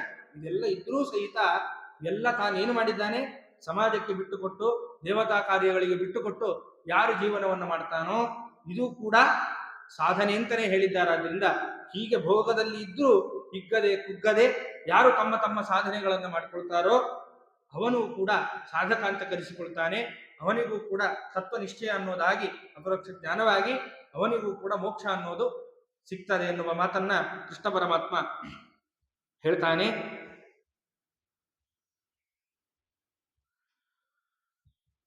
ಮತ್ತೆ ಮುಂದೆ ಕೃಷ್ಣ ಪರಮಾತ್ಮ ಅನೇಕ ಮಾತುಗಳನ್ನು ಹೇಳ್ತಾನೆ. ವಿಹಾಯ ಕಾಮಾನ್ಯ ಸರ್ವಾನು ಪುಮಾಂಶ್ಚವತಿ ನಿಸ್ಪೃಹ ನಿರ್ಮಮೋ ನಿರಹಂಕಾರ ಸ ಶಾಂತಿಮಧಿಗಚ್ಚತಿ ಅನ್ನುವ ಮಾತನ್ನು ಕೃಷ್ಣ ಪರಮಾತ್ಮ ಹೇಳ್ತಾನೆ. ಏನು, ಯಾರು ನಿಷಿದ್ಧವಾದಂತಹ ಅಪೇಕ್ಷೆಯನ್ನ ಬಿಟ್ಟಿರ್ತಾರೋ ಮತ್ತೆ ಇವೆಲ್ಲವೂ ಕೂಡ ನನ್ನದೇ ಎನ್ನುವಂತಹ ನಾನೇ ಇದೆಲ್ಲ ಏನು ಮಾಡ್ತಾ ಇದ್ದೇನೋ ಇದೆಲ್ಲವೂ ಕೂಡ ನನ್ನದೇ ಅನ್ನುವಂತಹ ಭಾವನೆಯನ್ನ ಯಾರು ಬಿಟ್ಟಿರ್ತಾರೋ ಮತ್ತೆ ಅನೇಕ ಕೆಲಸಗಳನ್ನ ಮಾಡಿ ಇದೆಲ್ಲವೂ ಕೂಡ ನನ್ನಿಂದ ಆದ್ದಲ್ಲ, ಸ್ವ ಅಹಂಕಾರ ಅಂದ್ರೆ ಸ್ವಕರ್ತವ್ಯತ್ವ, ನಾನೇ ಮಾಡಿದ್ದೇನೆ ಅನ್ನುವ ಕರ್ತವ್ಯತ್ವಾಭಿಮಾನವನ್ನ ಯಾರು ಬಿಟ್ಟಿರ್ತಾರೋ ಇದೆಲ್ಲದಕ್ಕೂ ರಾಯರು ವ್ಯಾಖ್ಯಾನ ಮಾಡ್ತಾರೆ. ನಿಸ್ಪೃಹ ನಿಷಿದ್ಧ ಸ್ಪೃಹಾಹೀನ ನಿರ್ಮಮ ಸ್ವಾಮಿತ್ವಾಭಿಮಾನ ರಹಿತ. ಏನು, ಇದೆಲ್ಲವನ್ನು ಏನ್ ಮಾಡಿದ್ದೇನೋ ಇದಕ್ಕೆಲ್ಲ ನಾನೇ ಒಡೆಯ, ನಾನೇ ಇದನ್ನೆಲ್ಲ ಮಾಡಿದ್ದೇನೆ ಎನ್ನುವ ಏನು ಒಂದು ಮನಸ್ಸಿರ್ತದೋ ಅದೆಲ್ಲವನ್ನ ಯಾರು ಬಿಟ್ಟಿರ್ತಾರೋ ಮತ್ತೆ ನಿರಹಂಕಾರ ಭಕ್ಷಯಾಮೀತಿ ಕರ್ತೃತ್ವಾಭಿಮಾನ ಹೀನ. ಏನು ಅಂತಂದ್ರೆ ಇದೇನ್ ನಾನು ಸಂಪಾದನೆ ಮಾಡಿದ್ದೇನೋ ಎಲ್ಲ ನಾನೇ ಸಂಪಾದನೆ ಮಾಡಿದ್ದು, ನಾನೇ ಇದನ್ನೆಲ್ಲವನ್ನ ಕೂಡ ನಾನೇ ಅನುಭವಿಸ್ತಾ ಇದ್ದೇನೆ, ನಾನೇ ತಿಂತಾ ಇದ್ದೇನೆ, ಎಲ್ಲರಿಗೂ ನಾನೇ ಕೊಡ್ತಾ ಇದ್ದೇನೆ ಅನ್ನುವ ಕರ್ತೃತ್ವ ಅಭಿಮಾನವನ್ನ ಬಿಟ್ಟಿರಬೇಕು. ಯಾರು ಬಿಟ್ಟು ತಮ್ಮ ಕೆಲಸಗಳನ್ನ ಮಾಡ್ತಾನೋ ಅಂಥವನು ಉದ್ಧಾರವನ್ನು ಹೊಂದುತ್ತಾನೆ. ಈ ಎಲ್ಲ ಬುದ್ಧಿಯನ್ನ ಯಾರು ಇಟ್ಟುಕೊಂಡು, ಇದಕ್ಕೆ ವಿರುದ್ಧವಾದ ಬುದ್ಧಿಯನ್ನ ಯಾರು ಇಟ್ಟುಕೊಂಡು ತಾವಿರ್ತಾರೋ ಅನ್ಯ ಪಶು ರೀತಿವಾ ಅಂತ ಹೇಳಿ ರಾಯರು ವ್ಯಾಖ್ಯಾನ ಮಾಡ್ತಾರೆ. ಅಂತಹ ವ್ಯಕ್ತಿ ಪಶು ಆಗಬೇಕಾಗುತ್ತೆ. ಶ್ರೀಪಾದರಾಜರ ಬಗ್ಗೆನೇ ಆ ಮಾತು ಹೇಳ್ತಾರೆ. ಏನು ಅಂದ್ರೆ ಈ ಮಹಾನುಭಾವರನ್ನ ಯಾರು ಸರಿಯಾಗಿ ನಂಬಲ್ವೋ ದ್ವಿಪಾದ ಪಶುಗಳು ಈ ಮುನಿಯ ನಂಬದವ. ಅಂದ್ರೆ ಗುರುಗಳನ್ನ ನಂಬಬೇಕು, ನಮ್ಮಲ್ಲಿರ್ತಕ್ಕಂತಹ ಈ ಎಲ್ಲ ದುಷ್ಟ ಗುಣಗಳನ್ನ ಬಿಡಬೇಕು. ಅಂತಹ ಗುರುಗಳನ್ನ ನಂಬಿದಾಗಲೇ ನಮಗೆ ಈ ದುಷ್ಟ ಗುಣಗಳು ಹೋಗುತ್ತೆ. ಆದ್ರಿಂದ ಯಾರು ನಂಬಲ್ವೋ ಅಂತದೋಗತ್ವ ಈ ಗುಣಗಳನ್ನ ಹೊಂದಿ ದ್ವಿಪಾದ ಪಶುಗಳಾಗಬೇಕಾಗುತ್ತೆ. ಆದ್ರಿಂದ ಇದೆಲ್ಲವನ್ನ ಬಿಟ್ಟು ಈ ಗುಣಗಳನ್ನ ಇಟ್ಟುಕೊಳ್ಳದೇನೆ ನಿಸ್ಪೃಹತೆಯಿಂದ ಇರಬೇಕು. ನಿರ್ಮಮ ಅಂದ್ರೆ ನಮಗೆ ಅಹಂಕಾರವನ್ನ ಬಿಟ್ಟಿರಬೇಕು, ಸ್ವಾಮಿತ್ವಾಭಿಮಾನವನ್ನ ಬಿಟ್ಟಿರಬೇಕು. ಇದೆಲ್ಲವನ್ನ ಬಿಟ್ಟು ಯಾರು ಸಾಧನೆಯನ್ನ ಮಾಡ್ತಾರೋ ಅಂತಹ ವ್ಯಕ್ತಿನೇ ತಾನು ಮೋಕ್ಷಕ್ಕೆ ಹೋಗ್ತಕ್ಕಂಥವನಾಗ್ತಾನೆ. ಇದಕ್ಕೆ ವಿರುದ್ಧವಾದಂತಹ ಗುಣಗಳನ್ನ ಯಾರು ಸಯೇವ ಪುಮಾನ್ ಅನ್ಯ ಪಶುರಿತಿವ, ಸಯೇವ ಪುಮಾನ್ ಈ ಎಲ್ಲ ಗುಣಗಳನ್ನ ಮೈಗೂಡಿಸಿಕೊಂಡಂತಹ ವ್ಯಕ್ತಿನೇ ಮೋಕ್ಷಕ್ಕೆ ಹೋಗ್ತಾನೆ. ತದನ್ಯ ಅದನ್ನ ಬಿಟ್ಟು ವಿರುದ್ಧವಾದಂತಹ ಗುಣಗಳನ್ನ ಯಾರು ಆಚರಣೆ ಮಾಡ್ತಾನೋ ಪಶು ರೀತಿ, ಪಶು ಅಂತ ಕರೆಸಿಕೊಳ್ತಾನೆ ಎನ್ನುವ ಮಾತನ್ನ ಸ ಪುಮಾನ್ ಶಾಂತಿ ಮದಿಗಚ್ಚತಿ ಜೀವ ಜ್ಞಾನಿನಃ ಇಯಂ ಸ್ತುತಿ. ಏನು ಅಂತಂದ್ರೆ ಸಪುಮಾನ್ ಶಾಂತಿ ಮಧಿಗಚ್ಚತಿ ಅಂತಂದ್ರೆ ಆ ಒಂದು ಉತ್ತಮವಾದ ಶಾಂತಿಯನ್ನು ಇಲ್ಲೂ ಶಾಂತವಾಗಿರ್ತಾನೆ, ಅಲ್ಲಂತೂ ಸರಿ ಹೇಳುವಷ್ಟೇ ಇಲ್ಲ. ಆದ್ರಿಂದ ಇಂತಹ ಜ್ಞಾನಿಯನ್ನ ಸ್ತುತಿ ಮಾಡಿದ್ದಾನೆ, ಪರಮಾತ್ಮನೇ ಸ್ತುತಿ ಮಾಡಿದ್ದಾನೆ. ಸ ಶಾಂತಿ ಮಧಿಗಚ್ಚತಿ, ಈ ರೀತಿಯಾದ ಉತ್ತಮ ಗುಣಗಳನ್ನ ಮೈಗೂಡಿಸಿಕೊಂಡಂತಹ ವ್ಯಕ್ತಿ ಇಲ್ಲೂ ಶಾಂತವಾಗಿರ್ತಾನೆ, ಅಲ್ಲಂತೂ ಹೇಳುವಷ್ಟೇ ಇಲ್ಲ ಅಂತ ಹೇಳಿ ಕೃಷ್ಣ ಪರಮಾತ್ಮ ಹೇಳ್ತಾನೆ. ಇಷ್ಟೆಲ್ಲ ಆದಮೇಲೆ ಏಷಾ ಬ್ರಾಹ್ಮಿ ಸ್ಥಿತ ಪಾರ್ಥ ನೈನಾಂ ಪ್ರಾಪ್ಯ ವಿಮುಖ್ಯತಿ ಸ್ಥಿತ್ವಾಸ್ಯ ಮಂತಕಾಲೇಪಿ ಬ್ರಹ್ಮ ನಿರ್ವಾಣ ಮುಚ್ಚತಿ. ಏನು ಅಂತಂದ್ರೆ ಹೀಗೆ ಇಷ್ಟೆಲ್ಲ ಹೇಳಿದ ಮೇಲೆ ಯಾರು ಬ್ರಹ್ಮ ವಿಷಯಕವಾದಂತಹ ಬ್ರಹ್ಮಜ್ಞಾನವನ್ನ ಯಾರು ಉತ್ತಮವಾಗಿ ಹೀಗೆ ಹೊಂದತಕ್ಕಂಥವನಾಗ್ತಾನೋ, ಯಾರು ನಿಜವಾದಂತಹ ಬ್ರಹ್ಮಜ್ಞಾನವನ್ನು ಪಡೆದುಕೊಂಡಿರ್ತಾನೋ ಇಂತಹ ವ್ಯಕ್ತಿನೇ ನಿಜವಾಗ್ಲೂ ಜ್ಞಾನಿ ಅಂತ ಕರೆಸಿಕೊಳ್ತಾನೆ. ಅಂದ್ರೆ ಜ್ಞಾನಿಗಳಿಗೆ ಇರಬೇಕಾದಂತಹ ಮೊದಲನೆಯ ಮುಖ್ಯವಾದ ಕೊನೆಯ ಲಕ್ಷಣ ಯಾವುದು ಅಂತಂದ್ರೆ ಬ್ರಹ್ಮಜ್ಞಾನವನ್ನ ಪಡ್ಕೊಂಡಿರುವವನನ್ನೇ ಜ್ಞಾನಿ ಅಂತ ಕರೆದಿದ್ದಾರೆ. ಕೇವಲ ಬ್ರಹ್ಮಜ್ಞಾನವನ್ನ ಪಡ್ಕೊಂಡು ಬಿಟ್ರೆ ಸಾಲದು, ಅದರಂತೆ ನಡಿಬೇಕಲ್ಲ. ನಾವೆಲ್ಲರೂ ತಿಳ್ಕೊಂಡ್ಬಿಟ್ಟಿದ್ದೇವೆ, ವಿದ್ಯೆ ಬಂತು ಅಂತಂದ್ರೆ ಅವರು ಮಹಾಜ್ಞಾನಿಗಳು ಅಂತ ಒಂದು ಭ್ರಮೆ ಇದೆ ನಮ್ಮಲ್ಲಿ. ಆ ಭ್ರಮೆ ಹೋಗ್ಬೇಕು. ಯಾಕೆ ಅಂತಂದ್ರೆ ಮೊದಲು ವಿದ್ಯೆ ಅಲ್ಲ, ಮೊದಲು ನಮಗೆ ಬೇಕಾದದ್ದು ಒಳ್ಳೆಯ ವ್ಯಕ್ತಿತ್ವ, ಆಮೇಲೆ ಒಳ್ಳೆಯ ಗುಣಗಳು, ಒಳ್ಳೆಯ ಗುಣಗಳಾದ್ಮೇಲೆ ಒಳ್ಳೆಯ ವಿದ್ಯೆ ಬಂತು ಅಂತಂದ್ರೆ ಜ್ಞಾನ ಬಂತು ಅಂತ ಅರ್ಥ ಅಲ್ಲ. ಯಾಕೆ ಅಂತಂದ್ರೆ ಅನೇಕ ಅಸುರರಲ್ಲೂ ಕೂಡ ವಿದ್ಯೆ ಇದ್ದದ್ದನ್ನ ನಾವು ಕಾಣ್ತೇವೆ, ಆದ್ರೆ ಜ್ಞಾನ ಇಲ್ಲ. ದುರ್ಯೋಧನ ಏನ್ ಕಡಿಮೆ ಏನು? ಒಳ್ಳೆ ಏನ್ ಭೀಮಸೇನ ದೇವರು ಹೇಗೆ ವಿದ್ಯೆಯನ್ನ ಪಡ್ಕೊಂಡಿದ್ರು ಹಾಗೆ ವಿದ್ಯೆಯನ್ನ ಪಡ್ಕೊಂಡಿದ್ದಾರೆ. ಆದ್ರೆ ಜ್ಞಾನಿನ ಅಂತಂದ್ರೆ ಅಲ್ಲ. ಆದ್ರೆ ಜ್ಞಾನಿಗಳು ಬೇರೆ, ವಿದ್ಯಾವಂತರು ಬೇರೆ. ವಿದ್ಯೆ ದುಷ್ಟರಲ್ಲೂ ಕೂಡ ಬರ್ಲಿಕ್ಕೆ ಸಾಧ್ಯ ಇದೆ, ಆದ್ರೆ ಜ್ಞಾನ ಅನ್ನೋದಿದೆಯಲ್ಲ, ಉತ್ತಮವಾದ ವಿವೇಕ, ಅದು ಯಾರು ಸತ್ಪುರುಷರಲ್ಲೇ ಅದು ಬರ್ಲಿಕ್ಕೆ ಸಾಧ್ಯ. ಅದರಿಂದ ಇಂತಹ ಜ್ಞಾನವನ್ನ ಯಾರು ತಲುಪಿರ್ತಾರೋ ಅವನು ಈ ಸಂಸಾರ ದುಃಖವನ್ನ ಎಲ್ಲವನ್ನ ಅನುಭವಿಸದೇನೆ, ಇಲ್ಲಿದ್ರೂ ಅದನ್ನು ಅಂಟಿಕೊಳ್ಳದೇನೆ ಅಂತ ಅರ್ಥ. ಅನುಭವಿಸದೇನೆ ಅವನೇನು ಮಾಡ್ತಾನೆ, ದೇಹತ್ಯಾಗವಾದ ಮೇಲೆ ದೇಹತ್ಯಾಗವಾಗುವ ಪರಿಸ್ಥಿತಿಯಲ್ಲಿ ಬಂದಾಗಲೂ ಮಾನಸಿಕ ಸ್ಥಿತಿಯನ್ನ ಅವನು ತಲುಪಿ ಏನು ಮಾಡ್ತಾನೆ, ಅಲ್ಲೂ ಕೂಡ ಪರಮಾತ್ಮನನ್ನ ವಿಶೇಷವಾಗಿ ಧ್ಯಾನವನ್ನ ಮಾಡ್ತಾನೆ. ಅಂದ್ರೆ ಇದ್ದಾಗಲೂ ಇಂದ್ರಿಯ ನಿಗ್ರಹವನ್ನ ಮಾಡಿ ಪರಮಾತ್ಮನ ಧ್ಯಾನಾದಿಗಳನ್ನ ಮಾಡ್ತಾ ಇರ್ತಾರೆ. ಏನು ವೃದ್ಧಾವಸ್ಥೆಗೆ ಬಂದಾಗಲೂ ಇನ್ನೇನು ನಾವು ಹೋಗ್ತೇವೆ, ಈ ಪ್ರಾಕೃತ ದೇಹರಹಿತವಾಗಿ ಅವ್ರು ಇನ್ನೇನು ಆ ಜೀವ ಬಿಟ್ಟು ಹೋಗ್ಬೇಕು. ಆ ಬಿಟ್ಟು ಹೋಗುವ ಕಾಲದಲ್ಲೂ ಏನು ಮಾಡ್ತಾನೆ, ಮನಸ್ಸಿನಿಂದ, ಯಾಕೆ ಕೈಕಾಲೆಲ್ಲ ಹೋಗ್ಬಿಟ್ಟಿರುತ್ತೆ, ಹಾಸಿಗೆಯಲ್ಲಿರ್ತೇವೆ, ಎಲ್ಲ ಸುತ್ತ ಬಂಧುಗಳು ಬಂದು ಕೂತಿರ್ತಾರೆ, ಅವಾಗ ಏನ್ ಮಾಡ್ಲಿಕ್ಕಾಗತ್ತೆ? ಆ ಬಂಧುಗಳನ್ನು ನೋಡ್ಲಿಕ್ಕಾಗತ್ತಾ? ಖಂಡಿತ ಇಲ್ಲ. ನಿಜವಾದ ಜ್ಞಾನಿ ಆದವನು ಏನು ಮಾಡ್ತಾನೆ ಅಂತಂದ್ರೆ ಮಾನಸಿಕವಾಗಿ ಆ ಪರಮಾತ್ಮನನ್ನ ಚಿಂತನೆ ಮಾಡ್ತಾ ಈ ದೇಹವನ್ನ ಬಿಟ್ಟು ಆ ವ್ಯಕ್ತಿ ಮೋಕ್ಷವನ್ನ ಹೊಂದುತ್ತಾನೆ ಅನ್ನುವ ಮಾತನ್ನ ಕೃಷ್ಣ ಪರಮಾತ್ಮ ಹೇಳ್ತಕ್ಕಂಥವನಾಗ್ತಾನೆ. ಇಷ್ಟೆಲ್ಲ ಆದ ಮೇಲೆ ಒಂದು ಪ್ರಶ್ನೆ ಅರ್ಜುನ ಕೇಳ್ತಾನೆ, ಸ್ವಾಮಿ ಇಷ್ಟೆಲ್ಲ ನೀನು ಹೇಳಿದಿ, ಇಷ್ಟೆಲ್ಲ ಹೇಳಿದ್ಮೇಲೆ ನನಗನ್ನಿಸ್ತಾ ಇದೆ ಯುದ್ಧ ಬೇಡ ಅಂತ. ಇಷ್ಟು ಹೇಳಿದ್ರು ಕೂಡ ಅವನಿಗೆ ಮನಸ್ಸಿಗೆ ಹೊಂದಿಲ್ಲ. ಅಂದ್ರೆ ಅರ್ಜುನನಿಗೆ ಹೊಂದಿಲ್ಲ ಅಂದ್ರೆ ನಮಗಿವಾಗ ಸ್ವಲ್ಪ ಅರ್ಥ ಆಯ್ತು, ಅರ್ಜುನನಿಗೆ ಅರ್ಥ ಆಗ್ಲಿಲ್ಲ ಅಂತ ನಾವು ತಿಳ್ಕೋಬಾರ್ದು. ಅರ್ಜುನನು ಕೂಡ ಕಾರುಣ್ಯವನ್ನು ಮಾಡಿದ್ದಾನೆ ಅಂತ ಎಲ್ಲ ಜನರಿಗೆ ಎಲ್ಲ ವಿಷಯ ಗೊತ್ತಾಗ್ಬೇಕಲ್ಲ. ನಮ್ಮ ಪ್ರತಿನಿಧಿಯಾಗಿ ನಿಂತು ಎಲ್ಲವನ್ನ ಕೃಷ್ಣನ ಹತ್ರ ಕೇಳ್ತಾ ಇದ್ದಾನೆ ಅಂತ ಅರ್ಥ. ಜ್ಞಾನಿ ಅಲ್ಲ ಅಂತ ನಾವು ತಿಳ್ಕೊಳ್ಬಾರ್ದು. ಇಷ್ಟು ಹೇಳಿದ್ರು ಬುದ್ಧಿ ಬರ್ಲಿಲ್ವಾ, ನಮ್ಗೆ ಈ ಆಚಾರ ಏನೋ ಸ್ವಲ್ಪ ಪ್ರವಚನ ಹೇಳಿದೆ, ನಮ್ಗೆ ಅರ್ಥ ಆಗ್ತಾ ಇದೆ, ಅರ್ಜುನನಿಗೆ ಅರ್ಥ ಆಗ್ತಾ ಇಲ್ವಾ ಅಂತ ತಿಳ್ಕೊಳ್ಬಾರ್ದು. ಎಲ್ಲ ಅರ್ಥ ಆಗಿದೆ ಅರ್ಜುನನಿಗೆ, ಆದ್ರೂ ಪ್ರಶ್ನೆಯನ್ನ ಮಾಡ್ತಾ ಇದ್ದಾನೆ. ಏನು ಸ್ವಾಮಿ ಇಷ್ಟೆಲ್ಲ ನೀನು ಹೇಳಿದಿ, ಆದ್ರೆ ನನಗೊಂದು ಅನ್ಸುತ್ತೆ ಯತಿ ಮಾರ್ಗವೇ ಬಹಳ ಒಳ್ಳೆಯದು, ಸನ್ಯಾಸಿ ಆಗ್ಬಿಟ್ರೆ ಬಹಳ ಒಳ್ಳೇದು, ಈ ಯುದ್ಧ ಬದ್ಧ ಯಾವುದು ಬೇಡ, ಎಲ್ಲ ನೀನೇ ತಾನೇ ಹೇಳಿದ್ದು, ಎಲ್ಲ ವಿಷಯಾಸಕ್ತಿಯನ್ನು ಬಿಡಬೇಕು, ಇಂದ್ರಿಯ ನಿಗ್ರಹವನ್ನ ಇಟ್ಕೊಳ್ಬೇಕು, ಎಲ್ಲ ಕಾಮಾಸಕ್ತಿಯನ್ನ ಎಲ್ಲವನ್ನು ಬಿಡಬೇಕು, ಕ್ರೋಧವನ್ನ ಬಿಡಬೇಕು, ನೀನೇ ಹೇಳಿರೋದು. ಅದಕ್ಕೆ ಅರ್ಜುನ ಏನು ಹೇಳಿದ ಅಂದ್ರೆ ಇದೆಲ್ಲ ಬಿಟ್ಟುಬಿಡೋಣ, ಇದೆಲ್ಲ ಬಿಟ್ಟುಬಿಟ್ಟು ಯಾವ ಯುದ್ಧ ಬೇಡ, ಏನು ಬೇಡ, ಸನ್ಯಾಸಿ ಆಗ್ಬಿಡ್ತೀನಿ, ಕ್ಷಮ ಅಂದ್ರೆ ದೇವರಲ್ಲೇ ನಿಷ್ಠೆ ಇರೋದು ಅಂತ. ಶಮೋ ಮನ್ನಿಷ್ಠತಾ ಬುದ್ಧಿ ಅಂತ ಹೇಳಿದ್ವಲ್ಲ, ಹಾಗೆ ಶಮ ಮಾರ್ಗದಿಂದಲೇ ನಾನು ಯತಿಯಾಗಿ ಮುಕ್ತಿಯನ್ನು ಹೊಂದ್ಬಿಡ್ತೇನೆ. ಹೊಂದಬಹುದಲ್ಲ ಅಂತ ಅರ್ಜುನ ಕೇಳಿದ್ದಂತೆ. ಅದಕ್ಕೆ ಹೇಳಿದ್ದಂತೆ, ಸ್ವಾಮಿ ಕರ್ಮಯೋಗದಿಂದಲೇ ನಿನಗೆ ಮೋಕ್ಷ. ಯಾವತ್ತೂ ಕೂಡ ಅಧಿಕಾರಿಗಳು ಎರಡು ವಿಧವಾಗಿರ್ತಾರೆ ಅನ್ನೋದನ್ನ ಕೃಷ್ಣ ಪರಮಾತ್ಮ ತಿಳಿಸಿಕೊಡ್ತಾನೆ. ಶ್ರೀ ಭಗವಾನ್ ವಾಚ ಲೋಕೇಸ್ಮಿನ್ ವಿವಿಧ ನಿಷ್ಠ ಪುರಾ ಪ್ರೋಕ್ತ ಮಯಾನಘ ಜ್ಞಾನ ಯೋಗೇನ ಸಾಂಖ್ಯಾನಾಂ ಕರ್ಮಯೋಗೇನ ಯೋಗಿನ. ಏನು ಅಂತಂದ್ರೆ ಕೃಷ್ಣ ಪರಮಾತ್ಮ ಹೇಳಿದಂತೆ ಸಾಧಕರಲ್ಲಿ ಎರಡು ವಿಧ ಇದೆಯಪ್ಪ. ಏನು ಅಂತಂದ್ರೆ ಕೆಲವರು ಜ್ಞಾನ ಮಾರ್ಗವನ್ನ ಹಿಡಿದು, ಅವರು ಯೋಗ ಮಾರ್ಗವನ್ನ ಹಿಡಿದು ಅವ್ರು ಏನ್ ಮಾಡ್ತಾರೆ ಅಂತಂದ್ರೆ ಅವರು ಉದ್ಧಾರವನ್ನು ಹೊಂದುತ್ತಾರೆ. ಆದ್ರೆ ಯಾರು ಕರ್ಮ ಮಾರ್ಗವನ್ನ ಹಿಡಿದಿದ್ದಾರೋ ಅವರು ಕರ್ಮ ಮಾರ್ಗದಿಂದಲೇ ತಾವು ಮುಕ್ತಿಯನ್ನು ಹೊಂದತಕ್ಕಂಥವರಾಗಬೇಕು. ಈ ಎರಡು ಮಾರ್ಗದಿಂದ ಯಾರು ಪರಮಾತ್ಮನನ್ನ ಸೇವೆಯನ್ನ ಮಾಡ್ತಾರೋ ಅವರೇ ಮುಕ್ತಿಯನ್ನು ಹೊಂದತಕ್ಕಂಥವರಾಗ್ತಾರೆ. ಈಗ ಅರ್ಜುನಂದ್ ಯಾವುದು ಅದನ್ನು ಕೃಷ್ಣ ಪರಮಾತ್ಮ ಹೇಳ್ತಾರೆ. ಇಲ್ಲಿ ಯಾರು ಜ್ಞಾನ ಮಾರ್ಗದಿಂದ ಮೋಕ್ಷವನ್ನು ಹೊಂದಿದ್ರು ಅನ್ನೋದನ್ನ ರಾಯರು ತಿಳಿಸಿಕೊಡ್ತಾರೆ. ತತ್ರ ಕೇಚನ ಸನಕಾದಯ ಯತಯ ಸ್ವಗತ ಜ್ಞಾನ ಕರ್ಮಣೋರ್ ಮಧ್ಯೆ ಜ್ಞಾನ ಪ್ರಚುರಾಹ ಸಂತಹ ಮುಕ್ತಿಭಾಗ. ಏನು ಅಂತಂದ್ರೆ ಇವರೆಲ್ಲರೂ ಸನಕಾದಿ ಮುನಿಗಳೆಲ್ಲರೂ ಕೂಡ ಏನು ಮಾಡಿದ್ದಾರೆ ಅಂತಂದ್ರೆ ಅವರು ಜ್ಞಾನ ಕರ್ಮ ಇವೆರಡರಲ್ಲೂ ಕೂಡ ಇವೆರಡರ ಮಧ್ಯದಲ್ಲಿ ಜ್ಞಾನ ಪ್ರಚುರಾಹ ಜ್ಞಾನಕ್ಕೆ ಪ್ರಾಚುರ್ಯವನ್ನು ಕೊಡ್ತಕ್ಕಂಥವರಾಗಿ ಅವರೆಲ್ಲರೂ ಕೂಡ ಸಂತರಾದಂತಹ ಎಲ್ಲ ಸನಕಾದಿ ಮುನಿಗಳು ಏನು ಮಾಡಿದ್ದಾರೆ ಅಂತಂದ್ರೆ ಅವರು ಮೋಕ್ಷ ಭಾಗ ಏನು ಆ ಮೋಕ್ಷವನ್ನ ಪಡಿತಕ್ಕಂಥವರಾಗಿದ್ದಾರೆ. ಮತ್ತೆ ಇನ್ನೊಬ್ಬರಿದ್ದಾರೆ ಕೇಚಿತ್ತು. ಯಾರು? ಜನಕ ಪ್ರಿಯವ್ರತಾದಯ ಗೃಹಸ್ಥಾ ಸ್ವಗತ ಜ್ಞಾನ ಕರ್ಮಣೋರ ಮಧ್ಯೆ ಪ್ರಚುರ ಕರ್ಮಾಣ ಸಂತ ಏವ ಮುಕ್ತಿಭಾಗೋ ಭವಂತಿ. ಈಗ ಕರ್ಮಯೋಗಿ ಬಗ್ಗೆ ಹೇಳಿ, ಇಷ್ಟೊತ್ತು ಜ್ಞಾನಯೋಗಿಯ ಬಗ್ಗೆ ಆಯಿತು. ಯಾರು? ಸನಕಾದಿ ಮುನಿಗಳೆಲ್ಲರೂ ಕೂಡ ಜ್ಞಾನಯೋಗದಿಂದಲೇನೆ ಮುಕ್ತಿಯನ್ನು ಪಡಿತಕ್ಕಂಥವರಾಗ್ತಾರೆ. ಇದೊಂದು ವಿಧ ಸಾಧಕರಲ್ಲಿ. ಇನ್ನೊಂದು ವಿಧ ಇದೆ. ಯಾರು ಅಂತಂದ್ರೆ ಜನಕ ಪ್ರಿಯವ್ರತಾದಯ. ಜನಕ ಮಹಾರಾಜ, ಪ್ರಿಯವ್ರತನೇ ಮೊದಲಾದ ಅನೇಕ ರಾಜರು.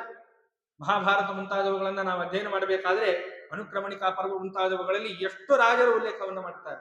ಆ ಎಲ್ಲ ರಾಜರು ಕೂಡ ಕರ್ಮಯೋಗದಿಂದಲೇ ಉದ್ಧಾರವಾದಂತಹ ರಾಜರು. ಅವರನ್ನ ಸ್ಮರಣೆ ಮಾಡಿದ್ರೆ ನಮ್ಮ ದಿನ ಅದ್ಭುತವಾಗಿರುತ್ತೆ. ಅದರಂತೆ ಜನಕ ಮತ್ತೆ ಪ್ರಿಯವ್ರತ ಮುಂತಾದ ಎಲ್ಲ ಮಹಾರಾಜರು ಏನಿದ್ದಾರೋ ಇವರೆಲ್ಲರೂ ಕೂಡ ಗೃಹಸ್ಥಾಹ. ಇವರೆಲ್ಲರೂ ಗೃಹಸ್ಥ ಧರ್ಮವನ್ನೇ ಹಿಡಿತಕ್ಕಂಥವರಾಗಿ ಸ್ವಗತ ಜ್ಞಾನ ಕರ್ಮಣವರ ಮಧ್ಯೆ ಜ್ಞಾನಯೋಗ ಮತ್ತು ಕರ್ಮಯೋಗ ಇವೆರಡರ ಮಧ್ಯದಲ್ಲಿ ಕರ್ಮಯೋಗವನ್ನ ಇವರು ಪ್ರಚುರವನ್ನಾಗಿ ಇಟ್ಟುಕೊಂಡು ಆ ಒಂದು ಉತ್ತಮವಾದ ಕರ್ಮಗಳನ್ನ ಇವರು ಆಚರಣೆ ಮಾಡ್ತಕ್ಕಂಥವರಾಗಿ ಸಂತಹ ಮಾಡಿ ಆಚರಣೆಯನ್ನ ಮಾಡ್ತಕ್ಕಂಥವರಾಗಿ ಮುಕ್ತಿಭಾಜೋ ಭವಂತಿ. ಇವರೆಲ್ಲರೂ ಕೂಡ ಮುಕ್ತಿಯನ್ನು ಹೊಂದಿದ್ರೋ ಇಲ್ವೋ.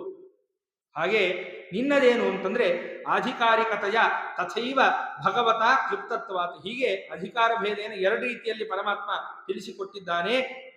ತಥಾಚ ತ್ವಮಪಿ ಆಧಿಕಾರಿಕ ಇತಿ ಕರ್ಮಣಿ ವಿನಿಯೋಜ್ಯ ಏವೇತಿ ಭಾವ.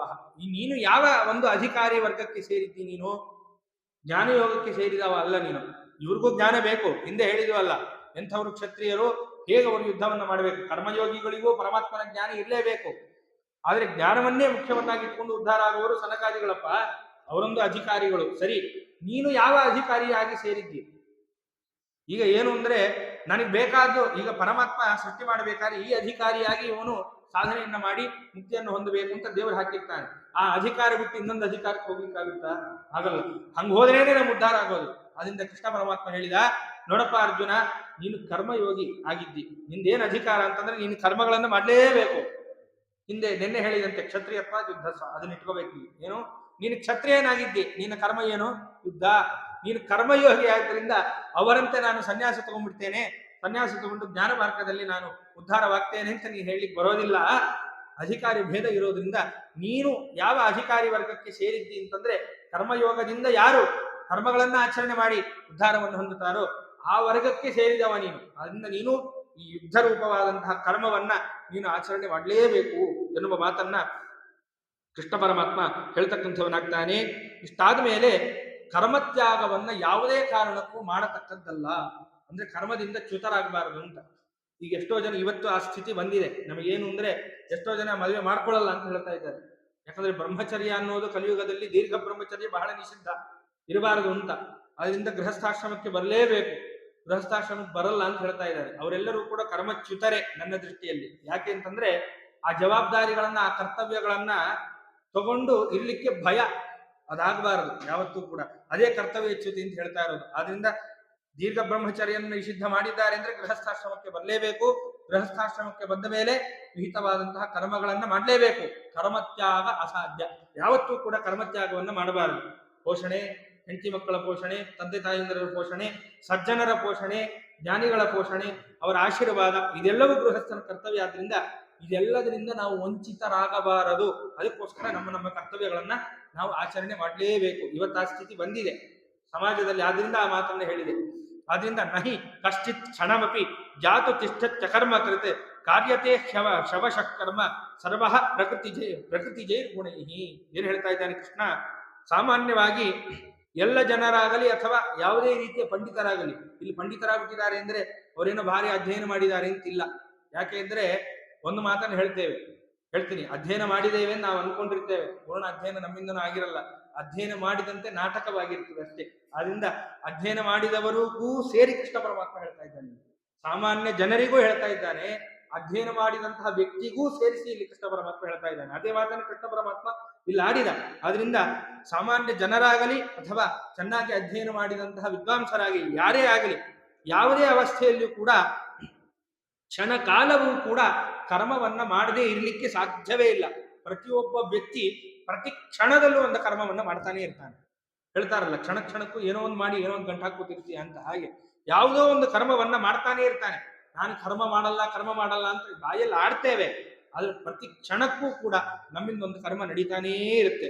ಆದ್ರಿಂದ ಭಗವಂತ ಏನಿದ್ದಾನೋ ಈ ಸತ್ವಾದಿ ಗುಣಗಳಿಂದ ಪ್ರೇರಿತನ, ಈ ಗುಣಗಳನ್ನ ಪ್ರೇರಣೆ ಮಾಡಿಸಿ, ಪ್ರಕೃತಿಯನ್ನ ಪ್ರೇರಣೆ ಮಾಡಿ ಸತ್ವ ರಜಸ್ತಮೋ ಗುಣಗಳಿಂದ ಎಲ್ಲವನ್ನ ಕೂಡಿದಂತಹ ಇಡೀ ಪ್ರಪಂಚವನ್ನ ಈ ಪರಮಾತ್ಮ ಆ ಪ್ರಕೃತಿಯಲ್ಲಿ ನಿಂತು ತತ್ತಶಕ್ತಿ ಪ್ರಬೋಧಕ ಅಂತ ಹೇಳಿ ಆ ಪ್ರಕೃತಿಯನ್ನ ಪ್ರಬೋಧನೆ ಮಾಡಿ ಅಲ್ಲಿ ಶಕ್ತಿಯನ್ನ ತಾನೇ ತುಂಬಿ ಇಡೀ ಜಗತ್ತನ್ನು ಏನು ತುಂಬಿದ್ದಾನಲ್ಲ ಈ ಪರಮಾತ್ಮ ಏನಿದ್ದಾನೋ, ಈ ಪರಮಾತ್ಮನ ಅನುಗ್ರಹದಿಂದ ಈ ಎಲ್ಲ ಪ್ರಕೃತಿಯಿಂದ ಬಂದಂತಹ ಈ ಇಡೀ ಜಗತ್ತು ಮತ್ತೆ ಈ ಪಾಂಚಭೌತಿಕ ಶರೀರವನ್ನ ಹೊಂದಿದಂತಹ ಈ ಎಲ್ಲ ಜೀವಿಗಳು ಅಂತ ಯಾರ್ಯಾರಿದ್ದಾರೋ ಎಲ್ಲರೂ ಕೂಡ ಯಾವುದಾದರೂ ಒಂದು ಕರ್ಮವನ್ನ ಮಾಡ್ತಾನೆ ಇರ್ತಾರೆ. ಕರ್ಮವನ್ನ ಬಿಟ್ಟಂತಹ ವ್ಯಕ್ತಿ ಯಾರೂ ಇಲ್ಲ ಅಂತ.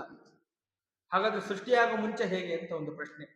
ಸೃಷ್ಟಿಯಾಗುವ ಮುಂಚೆ ನಮ್ಗೆ ದೇಹವೇ ಇಲ್ವಲ್ಲ, ಅಲ್ಲಿ ಹೇಗೆ ನಾವು ಕರ್ಮಾಚರಣೆಯನ್ನು ಮಾಡೋದು? ಆ ಪ್ರಶ್ನೆ ಬಂದೇ ಬರುತ್ತೆ. ಅಲ್ಲಿ ಏನಂದ್ರೆ ಮಾನಸಿಕವಾಗಿ ಒಂದು ಕರ್ಮ ನಡೀತಾನೆ ಇರುತ್ತೆ.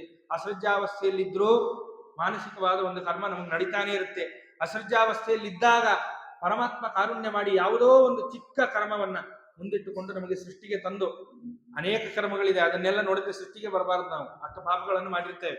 ಆದರೂ ಯಾವುದೋ ಒಂದು ಚಿಕ್ಕ ಕರ್ಮವನ್ನ ನೋಡಿ ಪರಮಾತ್ಮ ನಮ್ಮನ್ನ ಸೃಷ್ಟಿಗೆ ತಂದು ಸಾಧನೆ ಮಾಡುವಂತ ಬಿಡ್ತಾನೆ. ಹಾಗಾಗಿ ಯಾವುದೇ ಅವಸ್ಥೆಯಲ್ಲಿದ್ರೂ, ಅಸೃಜಾವಸ್ಥೆ ಇರಲಿ ಸೃಜಾವಸ್ಥೆ ಇರಲಿ, ಯಾವುದೇ ಅವಸ್ಥೆಯಲ್ಲಿ ಒಬ್ಬ ಜೀವಿ ಇದ್ದ ಅಂತಂದ್ರೆ ಯಾವುದೋ ಒಂದು ಕರ್ಮ ಮಾಡ್ತಾನೆ ಇರ್ತಾನೆ. ಅಸೃಜಾವಸ್ಥೆಯಲ್ಲಿದ್ದಾಗ ದೇಹ ಇರಲ್ಲ, ಮಾನಸಿಕವಾದಂತಹ ಕರ್ಮಗಳನ್ನು ಮಾಡ್ತಾ ಇರ್ತಾನೆ. ಸೃಜಾವಸ್ಥೆಗೆ ಬಂದಾಗ ದೇಹ ಯೋಗ ಅನ್ನೋದು ಆ ಜೀವಿಗೆ ಬರ್ತಕ್ಕಂಥದ್ದಾಗುತ್ತೆ. ಹಾಗಂತೂ ಹೇಳೋಷ್ಟೇ ಇಲ್ಲ. ಸುಧಾದಲ್ಲಿ ಒಂದು ಮಾತು ಬರುತ್ತೆ, ಏನು ಅಂದ್ರೆ ಈ ಎಲ್ಲ ಕರ್ಮಗಳನ್ನ ಕಳ್ಕೊಳ್ಳಿಕ್ಕೆ ಜೀವಿ ಈ ಸೃಷ್ಟಿಗೆ ಬರ್ತಾನಂತೆ. ಈ ಸೃಷ್ಟಿಗೆ ಬಂದು ತಾನೇನು ಈ ಕರ್ಮಗಳನ್ನ ಕಳ್ಕೊಳ್ಬೇಕು ಅಂತ ಹೇಳಿ ಪ್ರಯತ್ನ ಪಡುವಾಗ ಅನೇಕ ಇನ್ನಷ್ಟು ಕರ್ಮಗಳನ್ನ ಮಾಡಿ ಪಾಪವನ್ನು ಗಂಟಾಕೊಳ್ತಾ ಬರ್ತಾನಂತೆ. ಗಂಟಾಕೊಂಡು ಏನ್ ಮಾಡ್ತಾನೆ, ಈ ಗಂಟಾಕೊಂಡ ಇರೋದು ಕರ್ಮ ಒಂದು, ಮತ್ತೆ ಎಕ್ಸ್ಟ್ರಾ ಇನ್ನೂ ಅನೇಕ ಕರ್ಮಗಳನ್ನ ಜೋಡಿಸಿಕೊಂಡು ಇದೇ ಎಲ್ಲ ಕರ್ಮಗಳನ್ನ ಕಳ್ಕೊಳ್ಬೇಕು ಅಂತ ಹೇಳಿ ಅನೇಕ ಜನ್ಮಗಳಲ್ಲಿ ಬಂಭ್ರಮೀತಿ ಏನು ಅಲ್ಲೇ ಭ್ರಮಿಸ್ತಾ ಇರ್ತಾನೆ ಜೀವಿ. ಆದ್ರಿಂದ ಏನು ಮಾಡಬೇಕು, ಈ ಎಲ್ಲ ಕರ್ಮಗಳನ್ನ ಇದರಿಂದ ಏನು ಗೊತ್ತಾಗುತ್ತೆ ನಮಗೆ ಅಂದ್ರೆ, ಪ್ರತಿ ಕ್ಷಣದಲ್ಲೂ ಜೀವಿ ಆದವನು ಕರ್ಮವನ್ನ ಮಾಡ್ತಾನೆ ಇರ್ತಾನೆ. ಕರ್ಮನ ಮಾಡಲ್ಲ, ನನ್ನ ಕರ್ತವ್ಯಗಳನ್ನ ನಾ ಮಾಡಲ್ಲ, ಅವೆಲ್ಲ ಆಗೋದೇ ಇಲ್ಲ. ಪ್ರತಿಯೊಬ್ಬ ವ್ಯಕ್ತಿ ಪ್ರತಿ ಕ್ಷಣದಲ್ಲೂ ಒಂದೊಂದು ಕರ್ಮಗಳನ್ನ ಮಾಡ್ತಾನೆ ಇರ್ತಾನೆ ಅನ್ನುವ ಮಾತನ್ನ ಕೃಷ್ಣ ಪರಮಾತ್ಮ ತಿಳಿಸಿಕೊಡ್ತಾನೆ. ನಂತರದಲ್ಲಿ ಇನ್ನೇನು ಮಾಡಬೇಕು, ಒಬ್ಬ ಸಾಧಕನಾದಂತಹ ವ್ಯಕ್ತಿ ಇನ್ನ ಏನನ್ನ ಮಾಡಬೇಕು ಅಂತ ಹೇಳಿ ಕೃಷ್ಣ ಪರಮಾತ್ಮ ಹೇಳ್ತಾನೆ. ಕರ್ಮೇಂದ್ರಿಯಾಣಿ ಸಂಯಮ್ಯ ಯ ಆಸ್ತೆ ಮನಸಾ ಸ್ಮರನ್ ಇಂದ್ರಿಯಾರ್ಥಾನ್ವಿ ಮೂಢಾತ್ಮ ಮಿಥ್ಯಾಚಾರ ಸೌಚ್ಯತೆ. ಏನು ವ್ಯತ್ಯಾಸಗಳಾಗುತ್ತೆ ಅನ್ನೋದನ್ನ ಕೃಷ್ಣ ಪರಮಾತ್ಮ ಹೇಳ್ತಾನೆ. ಎಷ್ಟು ಇಂದ್ರಿಯಾಣಿ ಮನಸ ನಿಯಮ್ಯಾರಭತೆ ಅರ್ಜುನ ಕರ್ಮೇಂದ್ರಿಯೈ ಕರ್ಮಯೋಗ ಅಸಕ್ತಃ ಸವಿಶಿಷ್ಯತೆ. ಏನು ಹೇಳಿದ ಕೃಷ್ಣ ಪರಮಾತ್ಮ ಅಂತಂದ್ರೆ, ಕರ್ಮೇಂದ್ರಿಯ ಮತ್ತು ಜ್ಞಾನೇಂದ್ರಿಯ ಇವೆರಡವನ್ನ ನಿಗ್ರಹ ಮಾಡಿಕೊಂಡು ಯಾರು ವಿಷಯ ಪದಾರ್ಥಗಳಲ್ಲಿ ಮನಸ್ಸನ್ನ ಬಿಟ್ಟು, ಯಾರು ಆ ಮನಸ್ಸನ್ನ ಅದರಲ್ಲಿ ಇಡದೇನೆ ಇರ್ತಾರೋ ಅಂಥವ್ರು ಏನು ಅಂತಂದ್ರೆ ಅದರಲ್ಲಿ ಇಟ್ಟು, ಅಂದ್ರೆ ಎರಡು ಥರ. ಈಗ ಜ್ಞಾನಿಗಳಲ್ಲಿ ಎರಡು ಥರ. ಏನು ಅಂತಂದ್ರೆ ಮಹಾಜ್ಞಾನಿಗಳು ಹೇಗಿರ್ತಾರೆ ಅಂತಂದ್ರೆ ವಿಷಯಾಸಕ್ತಿಯನ್ನ ಬಿಟ್ಟು ಪರಮಾತ್ಮನಲ್ಲಿ ಮನಸ್ಸನ್ನು ಇಟ್ಟಿರ್ತಾರೆ. ಆದ್ರೆ ಕೆಲವೊಬ್ರು ಡಾಂಭಿಕತನವನ್ನು ಮಾಡುವವರು ಇರ್ತಾರೆ. ಅಂಥವ್ರು ಏನು ಮಾಡ್ತಾರೆ ಅಂದ್ರೆ ಹೊರಗಡೆ ವಿಷಯಾಸಕ್ತಿ ನನಗಿಲ್ಲ, ಏನು ಬೇಡ ಅಂತ ಹೇಳಿ ಬಾಯಲ್ಲಿ ಆಡ್ತಾ ಇರ್ತಾರೆ. ಆದರೆ ಮನಸ್ಸಿನಲ್ಲಿ ಎಲ್ಲ ವಿಷಯದ ಮೇಲೆ ಆಸಕ್ತಿ ಇದ್ದೇ ಇರುತ್ತೆ. ಮನಸ್ಸಿನಲ್ಲಿ ಆಸಕ್ತಿಯನ್ನು ಇಟ್ಟುಕೊಂಡು ಯಾರು ತೋರಿಕೆಗೆ ಡಾಂಭಿಕತನವನ್ನು ಮಾಡ್ತಾ ಇರ್ತಾರೋ, ಮತ್ತೆ ವಿಷಯಾಸಕ್ತಿಯನ್ನು ಇಟ್ಟುಕೊಂಡು ನನಗೆ ಇಲ್ಲ ಅಂತ ತೋರಿಸಿಕೊಂಡು ನಾನು ಮಹಾ ಸಾಧನೆಯನ್ನ ಮಾಡ್ತಾ ಇದ್ದೇನೆ ಅಂತ ಯಾರು ತೋರಿಸ್ತಾರೋ ಅಂಥವರನ್ನೆಲ್ಲರನ್ನೂ ಕೂಡ ಡಾಂಭಿಕ ಅಂತ ತಿಳಿಬೇಕು. ಕೃಷ್ಣ ಪರಮಾತ್ಮ ಹೇಳ್ತಾನೆ. ಅಂದ್ರೆ ಮನಸ್ಸಿನಿಂದ, ಮನಸ್ಸೇಕಂ ವಚಸ್ಸೇಕಂ ಅಂತಾರಲ್ಲ ಹಾಗೆ, ಅದರಂತೆ ಮನಸ್ಸಿನಲ್ಲೂ ವಿಷಯಾಸಕ್ತಿಯನ್ನು ನಾವು ಬಿಟ್ಟಿರಬೇಕು. ನಮ್ಮ ಕೆಲಸ ಮಾಡಬೇಕಾದ್ರೂ ಅದು ಚೆನ್ನಾಗಿ ಕಾಣಬೇಕು. ಆದ್ರಿಂದ ಯಾರು ಈ ರೀತಿಯಾಗಿ ಮನಸ್ಸನ್ನು ಇಟ್ಟುಕೊಂಡು ತಾನು ಕರ್ಮಗಳನ್ನು ಆಚರಣೆ ಮಾಡ್ತಾನೋ ಅವನು ಡಾಂಭಿಕ, ಅಂದ್ರೆ ನಾಟಕವನ್ನ ಮಾಡ್ತಾನೆ. ಎದುರಿಗಿರೋ ಜನರನ್ನ ನಾವು ನಾಟಕ ಮಾಡಿ ಮೋಸ ಮಾಡಬಹುದು, ಆದರೆ ಗುರುಗಳನ್ನ, ದೇವರನ್ನ ಎಂದೂ ನಾವು ಆ ರೀತಿಯಲ್ಲಿ ಮೋಸ ಮಾಡ್ಲಿಕ್ಕೆ ಆಗೋದಿಲ್ಲ. ಮನಸ್ಸಲ್ಲಿ 100 ಆಸೆ ಇಟ್ಟುಕೊಂಡು ಜನರನ್ನ ಮೋಸ ಮಾಡಿ ಗುರುಗಳ ಬೃಂದಾವನ ಎದುರಿಗೆ ಹೋಗಿ ನಿಂತರೆ ಅವ್ರಿಗೆ ಗೊತ್ತಾಗಲ್ವಾ? ಖಂಡಿತ ಗೊತ್ತಾಗತ್ತೆ. ಅದರಿಂದ ನಮಗೇನ್ ಕೊಟ್ಟು ಕಳಿಸ್ಬೇಕೋ ಅದನ್ನು ಕೊಟ್ಟು ಕಳಿಸ್ತಾರೆ. ಅದರಿಂದ ಮನಸ್ಸಿನಿಂದ ಶುದ್ಧರಾಗಿ ಯಾರು ಉತ್ತಮವಾದ ಕೆಲಸಗಳನ್ನ ಮಾಡ್ತಾನೋ ಅವನನ್ನ ಸಾಧಕ ಅಂತ ತಿಳಿ. ಯಾರು ಮನಸ್ಸಿನಿಂದ ವಿಷಯಾಸಕ್ತಿಯನ್ನು ಇಟ್ಟುಕೊಂಡು ತೋರಿಕೆಗೆ ಯಾರು ಕರ್ಮಗಳನ್ನ ಆಚರಣೆ ಮಾಡ್ತಾರೋ ಅಂಥವನನ್ನ ನಾಟಕ ಮಾಡ್ತಾ ಇದ್ದಾನೆ, ಡಾಂಭಿಕ ಅಂತ ತಿಳಿ ಎನ್ನುವ ಮಾತನ್ನ ಕೃಷ್ಣ ಪರಮಾತ್ಮ ಹೇಳ್ತಕ್ಕಂಥವನಾಗ್ತಾನೆ. ಇಲ್ಲಿ ಕರ್ಮೇಂದ್ರಿಯಗಳು ಮತ್ತು ಕರ್ಮೇಂದ್ರಿಯ ಮುಂತಾದವುಗಳನ್ನು ಏನು ಉಲ್ಲೇಖ ಮಾಡಿದ್ರೋ ಅದನ್ನ ವ್ಯಾಖ್ಯಾನದಲ್ಲಿ ರಾಯರು ತಿಳಿಸಿಕೊಡ್ತಾರೆ. ಕರ್ಮೇಂದ್ರಿಯಾಣಿ ಅಂತ ಪ್ರತೀಕವನ್ನು ಧಾರಣೆ ಮಾಡಿ ವಾಕ್ ಪಾಣಿ ಪಾದ ಪಾಯು ಉಪಸ್ಥಾನಾನಿ ಅಂತ ಹೇಳಿ ವ್ಯಾಖ್ಯಾನವನ್ನು ಮಾಡಿ, ಮತ್ತೆ ಚಕ್ಷುರಾದೀನಿ ಉಪಲಕ್ಷಂತೆ, ಯಾವುದರಿಂದ ವಿಷಯಕ್ಕೆ ಸಂಬಂಧಪಟ್ಟಂತೆ ಇಂದ್ರಿಯಗಳಿಗೆ. ಕರ್ಮೇಂದ್ರಿಯಗಳು ಜ್ಞಾನೇಂದ್ರಿಯಗಳು, ಜ್ಞಾನೇಂದ್ರಿಯಗಳಿಗೆ ಸಂಬಂಧಪಟ್ಟಂತೆ ಚಕ್ಷುರಿಂದ್ರಿಯ, ತ್ವಗಿಂದ್ರಿಯ, ರಸನೇಂದ್ರಿಯ, ಘ್ರಾಣೇಂದ್ರಿಯ ಮತ್ತು ಮನಸ್ಸು ಎಲ್ಲವೂ ಕೂಡ ಇದಕ್ಕೆ ಸೇರ್ತಕ್ಕಂಥದ್ದಾಗುತ್ತೆ. ಮತ್ತೆ ಈ ಕರ್ಮೇಂದ್ರಿಯಗಳು ಯಾವ್ದಾವುದು ಅಂತಂದ್ರೆ ವಾಕ್, ಮತ್ತೆ ಹಸ್ತ, ಪಾದ, ಮತ್ತೆ ವಿಸರ್ಗೇಂದ್ರಿಯ ಮತ್ತು ಗುಹ್ಯೇಂದ್ರಿಯ, ಇದೆಲ್ಲವೂ ಕೂಡ ಕರ್ಮೇಂದ್ರಿಯ ಅಂತ ಕರೆಸಿಕೊಳ್ಳುತ್ತೆ. ಈ ಎಲ್ಲದರಿಂದಲೂ ಕೂಡ ಯಾರು ವಿಷಯಾಸಕ್ತಿಯನ್ನ ಮನಸ್ಸಿನಲ್ಲಿ ಇಟ್ಟುಕೊಂಡು ಇದೆಲ್ಲದರಿಂದಲೂ ಕೂಡ ಕೆಲಸಗಳನ್ನು ಮಾಡ್ತಾನೋ ಅವನನ್ನ ಡಾಂಭಿಕ ಅಂತ ತಿಳಿ. ಮನಸ್ಸಿನಿಂದಲೂ ಕೂಡ ವಿಷಯಾಸಕ್ತಿಯನ್ನು ಮಾಡದೆ ಈ ಎಲ್ಲ ಇಂದ್ರಿಯಗಳಿಂದ ಉತ್ತಮವಾದ ಕೆಲಸ, ಕರ್ಮೇಂದ್ರಿಯ ಆಗ್ಬೋದು, ಜ್ಞಾನೇಂದ್ರಿಯ ಆಗ್ಬೋದು, ಎರಡರಿಂದಲೂ ಯಾರು ಉತ್ತಮವಾದ ಕೆಲಸವನ್ನ ಮಾಡ್ತಾನೋ ಅವನನ್ನ ಜ್ಞಾನಿ ಅಂತ ತಿಳಿ ಎನ್ನುವ ಮಾತನ್ನ ಕೃಷ್ಣ ಪರಮಾತ್ಮ ಅರ್ಜುನನಿಗೆ ತಿಳಿಸಿಕೊಡ್ತಾ ಇದ್ದಾನೆ. ಮತ್ತೆ ನಿಯತವಾದಂತಹ ಕರ್ಮಾಚರಣೆಯನ್ನ ಸದಾಕಾಲ ಮಾಡಲೇಬೇಕು ಎನ್ನುವ ಮಾತನ್ನ ಕೃಷ್ಣ ಪರಮಾತ್ಮ ತಿಳಿಸಿಕೊಡ್ತಾನೆ. ನಿಯತಂಕುರು ಕರ್ಮತ್ವಂ ಕರ್ಮಜ್ಜಾಯೋ ಹ್ಯಕರ್ಮಣಃ ಶರೀರ ಯಾತ್ರಾಭಿಚತೆ ನ ಪ್ರಸಿದ್ಧೈದ ಕರ್ಮಣಃ. ಏನು ಅಂತಂದ್ರೆ ಕರ್ಮಗಳನ್ನ ಯಾವತ್ತೂ ಕೂಡ ಬಿಡಬಾರದು, ಅಂದ್ರೆ ಕರ್ಮಚ್ಯುತರಾಗಬಾರದು ಅಂತ ಅರ್ಥ. ಏನು, ನಮಗೆ ಹೇಳಿದಂತಹ ಕರ್ಮವನ್ನ ನಾವು ಮಾಡಲೇಬೇಕು. ಯಾವತ್ತೂ ಕೂಡ ಕರ್ಮವನ್ನ ಯಾವುದೇ ಒಬ್ಬ ವ್ಯಕ್ತಿ ಬಿಡುವಂಥದ್ದಿಲ್ಲ. ಯಾವತ್ತೂ ಕೂಡ ಆ ಕರ್ಮಗಳನ್ನ ಬಿಡಬಾರದು. ಮತ್ತಷ್ಟೇ ಅಲ್ಲ, ಎಂಥ ಕರ್ಮಗಳನ್ನ ಮಾಡಬೇಕು ಅಂದ್ರೆ ಸ್ವವರ್ಣಾಶ್ರಮೋಚಿತವಾದಂತಹ ಕರ್ಮಗಳನ್ನೇ ನಾವು ಮಾಡ್ತಕ್ಕಂಥವರಾಗಬೇಕು. ಇದನ್ನೇ ರಾಯರು ಬಿಡಿಸಿಕೊಡ್ತಾರೆ. ಇಲ್ಲಿ ನಿಯತಂ ಅಂತ ಪ್ರತೀಕವನ್ನ ಧಾರಣೆ ಮಾಡಿ ವರ್ಣಾಶ್ರಮೋಚಿತಂ ಕರ್ಮ ಕುರು ಇತ್ಯರ್ಥ. ಏನು, ನಿಯತವಾದಂತಹ ಕರ್ಮ ಮಾಡು ಅಂತಂದ್ರೆ ನಿನ್ನ ವರ್ಣಾಶ್ರಮಕ್ಕೆ ಉಚಿತವಾದಂತಹ ಕರ್ಮಗಳನ್ನ ಮಾಡು. ಬ್ರಾಹ್ಮಣನಾದವನು ಜ್ಞಾನ ಸಂಪಾದನೆಯನ್ನ ಮಾಡಬೇಕು. ಜ್ಞಾನ ಸಂಪಾದನೆ ಮಾಡಿ 6 ಕೆಲಸಗಳನ್ನ ಬ್ರಾಹ್ಮಣರಿಗೆ ಹೇಳಿದ್ದಾರೆ. ಯಜ್ಞವನ್ನ ಮಾಡಬೇಕು, ಯಜ್ಞವನ್ನ ಮಾಡಿಸಬೇಕು, ದಾನವನ್ನ ತಗೊಳ್ಬೇಕು, ದಾನವನ್ನ ಕೊಡಬೇಕು, ಅಧ್ಯಯನವನ್ನ ಮಾಡಬೇಕು, ಅಧ್ಯಯನವನ್ನ ಮಾಡಿಸಬೇಕು. ಈ ಎಲ್ಲ ಕರ್ತವ್ಯಗಳನ್ನ ಬ್ರಾಹ್ಮಣನಾದವನು ಮಾಡಬೇಕು. ಕ್ಷತ್ರಿಯನಾದವನು ಜ್ಞಾನವನ್ನ ಸಂಪಾದನೆ ಮಾಡಬೇಕು. ಆ ದೇಶವನ್ನ, ಅಂದ್ರೆ ಇಲ್ಲಿ ಜ್ಞಾನಾರ್ಜನೆ ನಡಿಬೇಕು ಅಂತಾದ್ರೆ ಕ್ಷತ್ರಿಯನಾದವನು ದೇಶವನ್ನ ಚೆನ್ನಾಗಿ ಕಾಯಬೇಕು. ಈ ಎಲ್ಲ ಕೆಲಸಗಳು, ಯಜ್ಞ ಯಾಗಾದಿಗಳಾಗಬೇಕು, ಯಜ್ಞ ಯಾಗಾದಿಗಳನ್ನ ಮಾಡಿಸ್ಬೇಕು, ಜ್ಞಾನವನ್ನ ಸಂಪಾದನೆ ಮಾಡಬೇಕು. ಇದೆಲ್ಲವೂ ನಡಿಬೇಕು ಅಂತಾದ್ರೆ ದೇಶ ಚೆನ್ನಾಗಿ ಸುಭಿಕ್ಷೆಯಿಂದಿರಬೇಕು, ಮತ್ತೆ ಸುರಕ್ಷಿತವಾಗಿರಬೇಕು. ಈ ಕೆಲಸವನ್ನ ಕ್ಷತ್ರಿಯರಿಗೆ ಪರಮಾತ್ಮ ಕೊಟ್ಟಿದ್ದಾನೆ. ಅದಲ್ಲದೆ ಮತ್ತೆ ಈ ದೇಶ ಹಾಗೆ ಇದ್ರೆ ಆಗೋದಿಲ್ಲ. ವಿತ್ತ ಮುಂತಾದವುಗಳಿಂದಲೂ ಬೆಳಿಬೇಕು ದೇಶ. ಏನು, ಅದಕ್ಕೋಸ್ಕರ ಏನು ಮಾಡಬೇಕು, ಕ್ಷತ್ರಿಯ ಮತ್ತು ವೈಶ್ಯರು ಈ ಕೆಲಸಗಳನ್ನ ಮಾಡಬೇಕು. ಏನು, ತಾವು ವ್ಯಾಪಾರಗಳನ್ನ ಮಾಡ್ತಾ ದೇಶವನ್ನ ಬೆಳೆಸಬೇಕು. ಮತ್ತೆ ಆ ಧಾನ್ಯ ಮುಂತಾದವುಗಳಿಂದ ಏನು ಮಾಡಬೇಕು, ಮುಂದಿನವರು ಧಾನ್ಯ ಮುಂತಾದವುಗಳಿಂದ ಎಲ್ಲವನ್ನೂ ಕೂಡ ಅನ್ನ ಆಹಾರಗಳನ್ನ ಪ್ರತಿಯೊಬ್ಬರು ಕೊಡಬೇಕೇ ಹೊರತು ಇದೆಲ್ಲ ನಾವೇನು ಅನ್ಕೊಂಡ್ಬಿಟ್ಟಿದೀವಿ ಅಂದ್ರೆ ಇದೆಲ್ಲ ಸರಿ ಇಲ್ಲ ಅಂತ ಇವತ್ತು ನಾವೆಲ್ಲ ತಿಳ್ಕೊಂಡಿದ್ದೇವೆ. ಆದರೆ ಇದು ಸರಿಯಾಗಿದ್ರೆ ಒಂದು ದೇಶ ತುಂಬಾ ಚೆನ್ನಾಗಿರುತ್ತೆ. ಯಾಕೆ? ಉತ್ತಮವಾದ ಜ್ಞಾನಗಳು, ಕಲೆಗಳು ಎಲ್ಲವೂ ಕೂಡ ಉಳಿಲಿಕ್ಕೆ ಸಾಧ್ಯ ಇದೆ ಒಂದು ಕಡೆ. ಇನ್ನೊಂದು ಕಡೆ ದೇಶ ಸುರಕ್ಷಿತವಾಗಿರುತ್ತೆ. ಒಳ್ಳೆ ವ್ಯಾಪಾರಾದಿಗಳು ನಡೆದಾಗ ಒಳ್ಳೆ ಹಣ ಮುಂತಾದವುಗಳಿಂದ ದೇಶ ಸುಭಿಕ್ಷವಾಗಿರುತ್ತೆ. ಮತ್ತೆ ಮುಂದಿನವರು ಏನು ಭೂಮಿಯಲ್ಲಿ ಅನ್ನಾಹಾರಗಳನ್ನ ತಾವು ಬೆಳೀತಕ್ಕಂಥವರಾಗ್ತಾರೋ ಅದೆಲ್ಲದಿಂದಲೂ ಅಂದ್ರೆ ಇವರೆಲ್ಲರೂ ಕೂಡ ದೇಶಕ್ಕಾಗಿ ಕೆಲಸಗಳನ್ನು ಮಾಡಬೇಕು. ಹೀಗೆ ಇಟ್ಕೊಂಡಾಗ ನಿಯತವಾದಂತಹ ಏನು ತನಮಗೆ ಸಂಬಂಧಪಟ್ಟಂತಹ ವರ್ಣಾಶ್ರಮೋಚಿತಂ ಕರ್ಮಕರು, ವರ್ಣಾಶ್ರಮಕ್ಕೆ ಉಚಿತವಾದಂತಹ ಕರ್ಮಗಳನ್ನ ಯಾರು ಮಾಡ್ತಕ್ಕಂಥವರಾಗ್ತಾರೋ ಆ ಕರ್ಮವನ್ನ ಯಾವತ್ತೂ ಕೂಡ ಬಿಡಬಾರದು ಅಂತ, ವರ್ಣಾಶ್ರಮೋಚಿತವಾದಂತಹ ಕರ್ಮಗಳನ್ನು ಯಾವತ್ತೂ ಕೂಡ ಬಿಡಬಾರದು ಅಂತ ಹೇಳಿದ್ರಂತೆ. ಒಂದು ಕಥೆ ನೆನಪಾಯಿತು. ದಿವಾನ್ ಪೂರ್ಣಯ್ಯನವರ ಕಾಲಕ್ಕೆ ಅವರು ಮಹಾ ಮಂತ್ರಿಗಳ ಸ್ಥಾನದಲ್ಲಿ ಇದ್ದವರು. ಆದ್ರಿಂದ ಒಮ್ಮೆ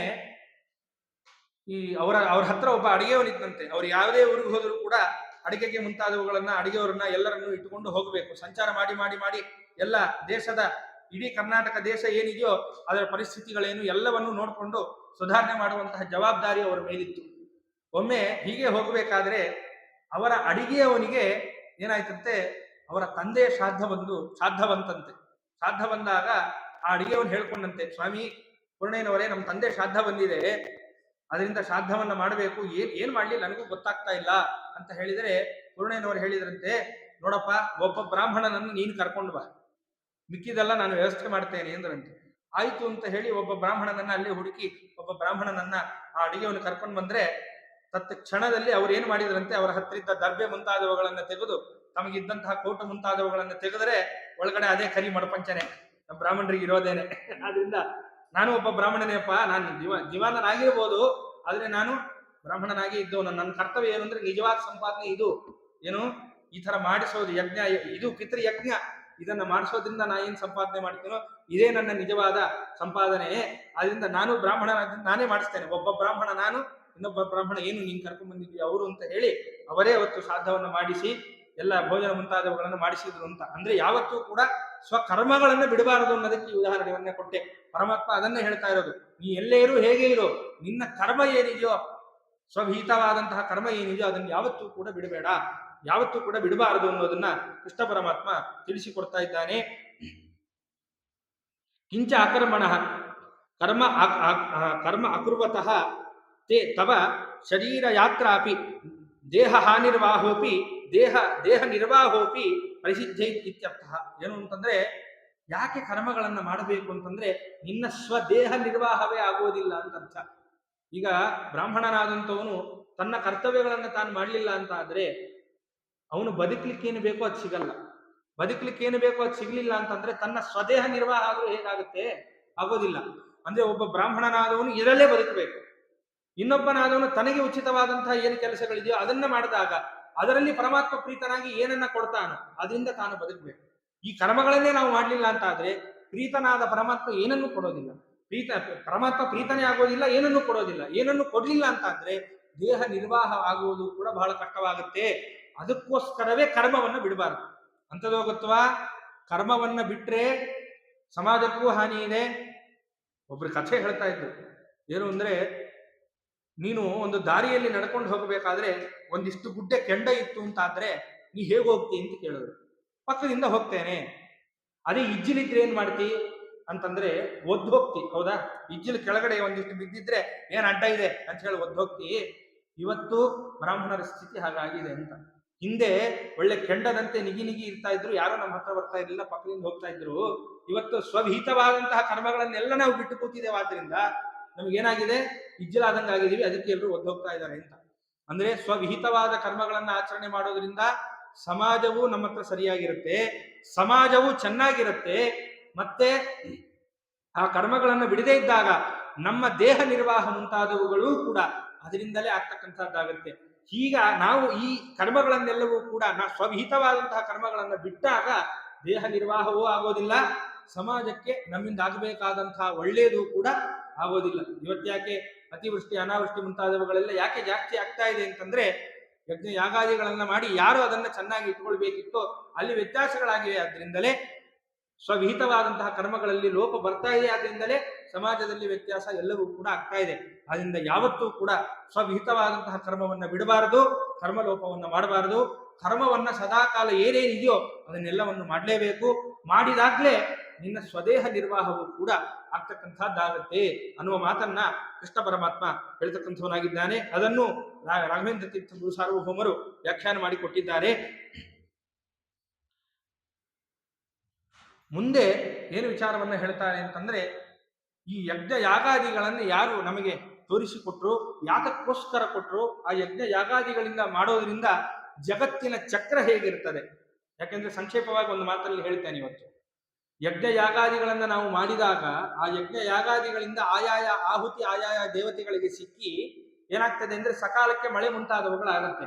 ಸಕಾಲಕ್ಕೆ ಮಳೆ ಮುಂತಾದವುಗಳಾದಾಗ ಏನಾಗುತ್ತೆ, ನಮಗೆ ಬೆಳೆ ಮುಂತಾದವುಗಳೆಲ್ಲವೂ ಕೂಡ, ತುಪ್ಪ, ಬೆಳೆ ಎಲ್ಲವೂ ಕೂಡ, ಅಂದ್ರೆ ಯಜ್ಞಕ್ಕೆ ಬೇಕಾದಂತಹ ಎಲ್ಲ ಪದಾರ್ಥಗಳು, ನಮ್ಮ ಬದುಕಿಗೆ ಬೇಕಾದ ಎಲ್ಲ ಪದಾರ್ಥಗಳು ಸಿಗ್ತಕ್ಕಂಥದ್ದಾಗುತ್ತೆ. ಮತ್ತೆ ಅದೇ ಪದಾರ್ಥಗಳಿಂದ ನಾವು ಮತ್ತೆ ಆ ದೇವತೆಗಳಿಗೆ ಅದನ್ನೇ ಮತ್ತೆ ನಾವು ಆಜ್ಯ ರೂಪೇಣನೋ ಅಥವಾ ಚರು ರೂಪೇಣನೋ ಅಥವಾ ದಾನ ರೂಪೇಣನೋ ಯಾವುದೋ ರೂಪದಿಂದ ನಾವು ಮತ್ತೆ ಆಯಾಯ ದೇವತೆಗಳಿಗೆ ಪರಮಾತ್ಮನಿಗೆ ಸಮರ್ಪಣೆ ಮಾಡಿದರೆ ಪೀಡಿತರಾದಂತಹ ಅವರು ಮತ್ತೆ ಮಳೆ ಬೆಳೆ ಮುಂತಾದವುಗಳನ್ನೆಲ್ಲವನ್ನ ಕೊಡ್ತಾರೆ. ಅಂದ್ರೆ ಇದೊಂದು ಚಕ್ರ. ಈ ಚಕ್ರ ಸರಿಯಾಗಿದ್ರೆ ಸಕಾಲಕ್ಕೆ ಏನೇನು ಬೇಕೋ, ಏನೇನು ಸಿಗಬೇಕೋ ದೇಶದಲ್ಲಿ ಎಲ್ಲವೂ ಕೂಡ ಸಿಗ್ತಕ್ಕಂಥದ್ದಾಗುತ್ತೆ.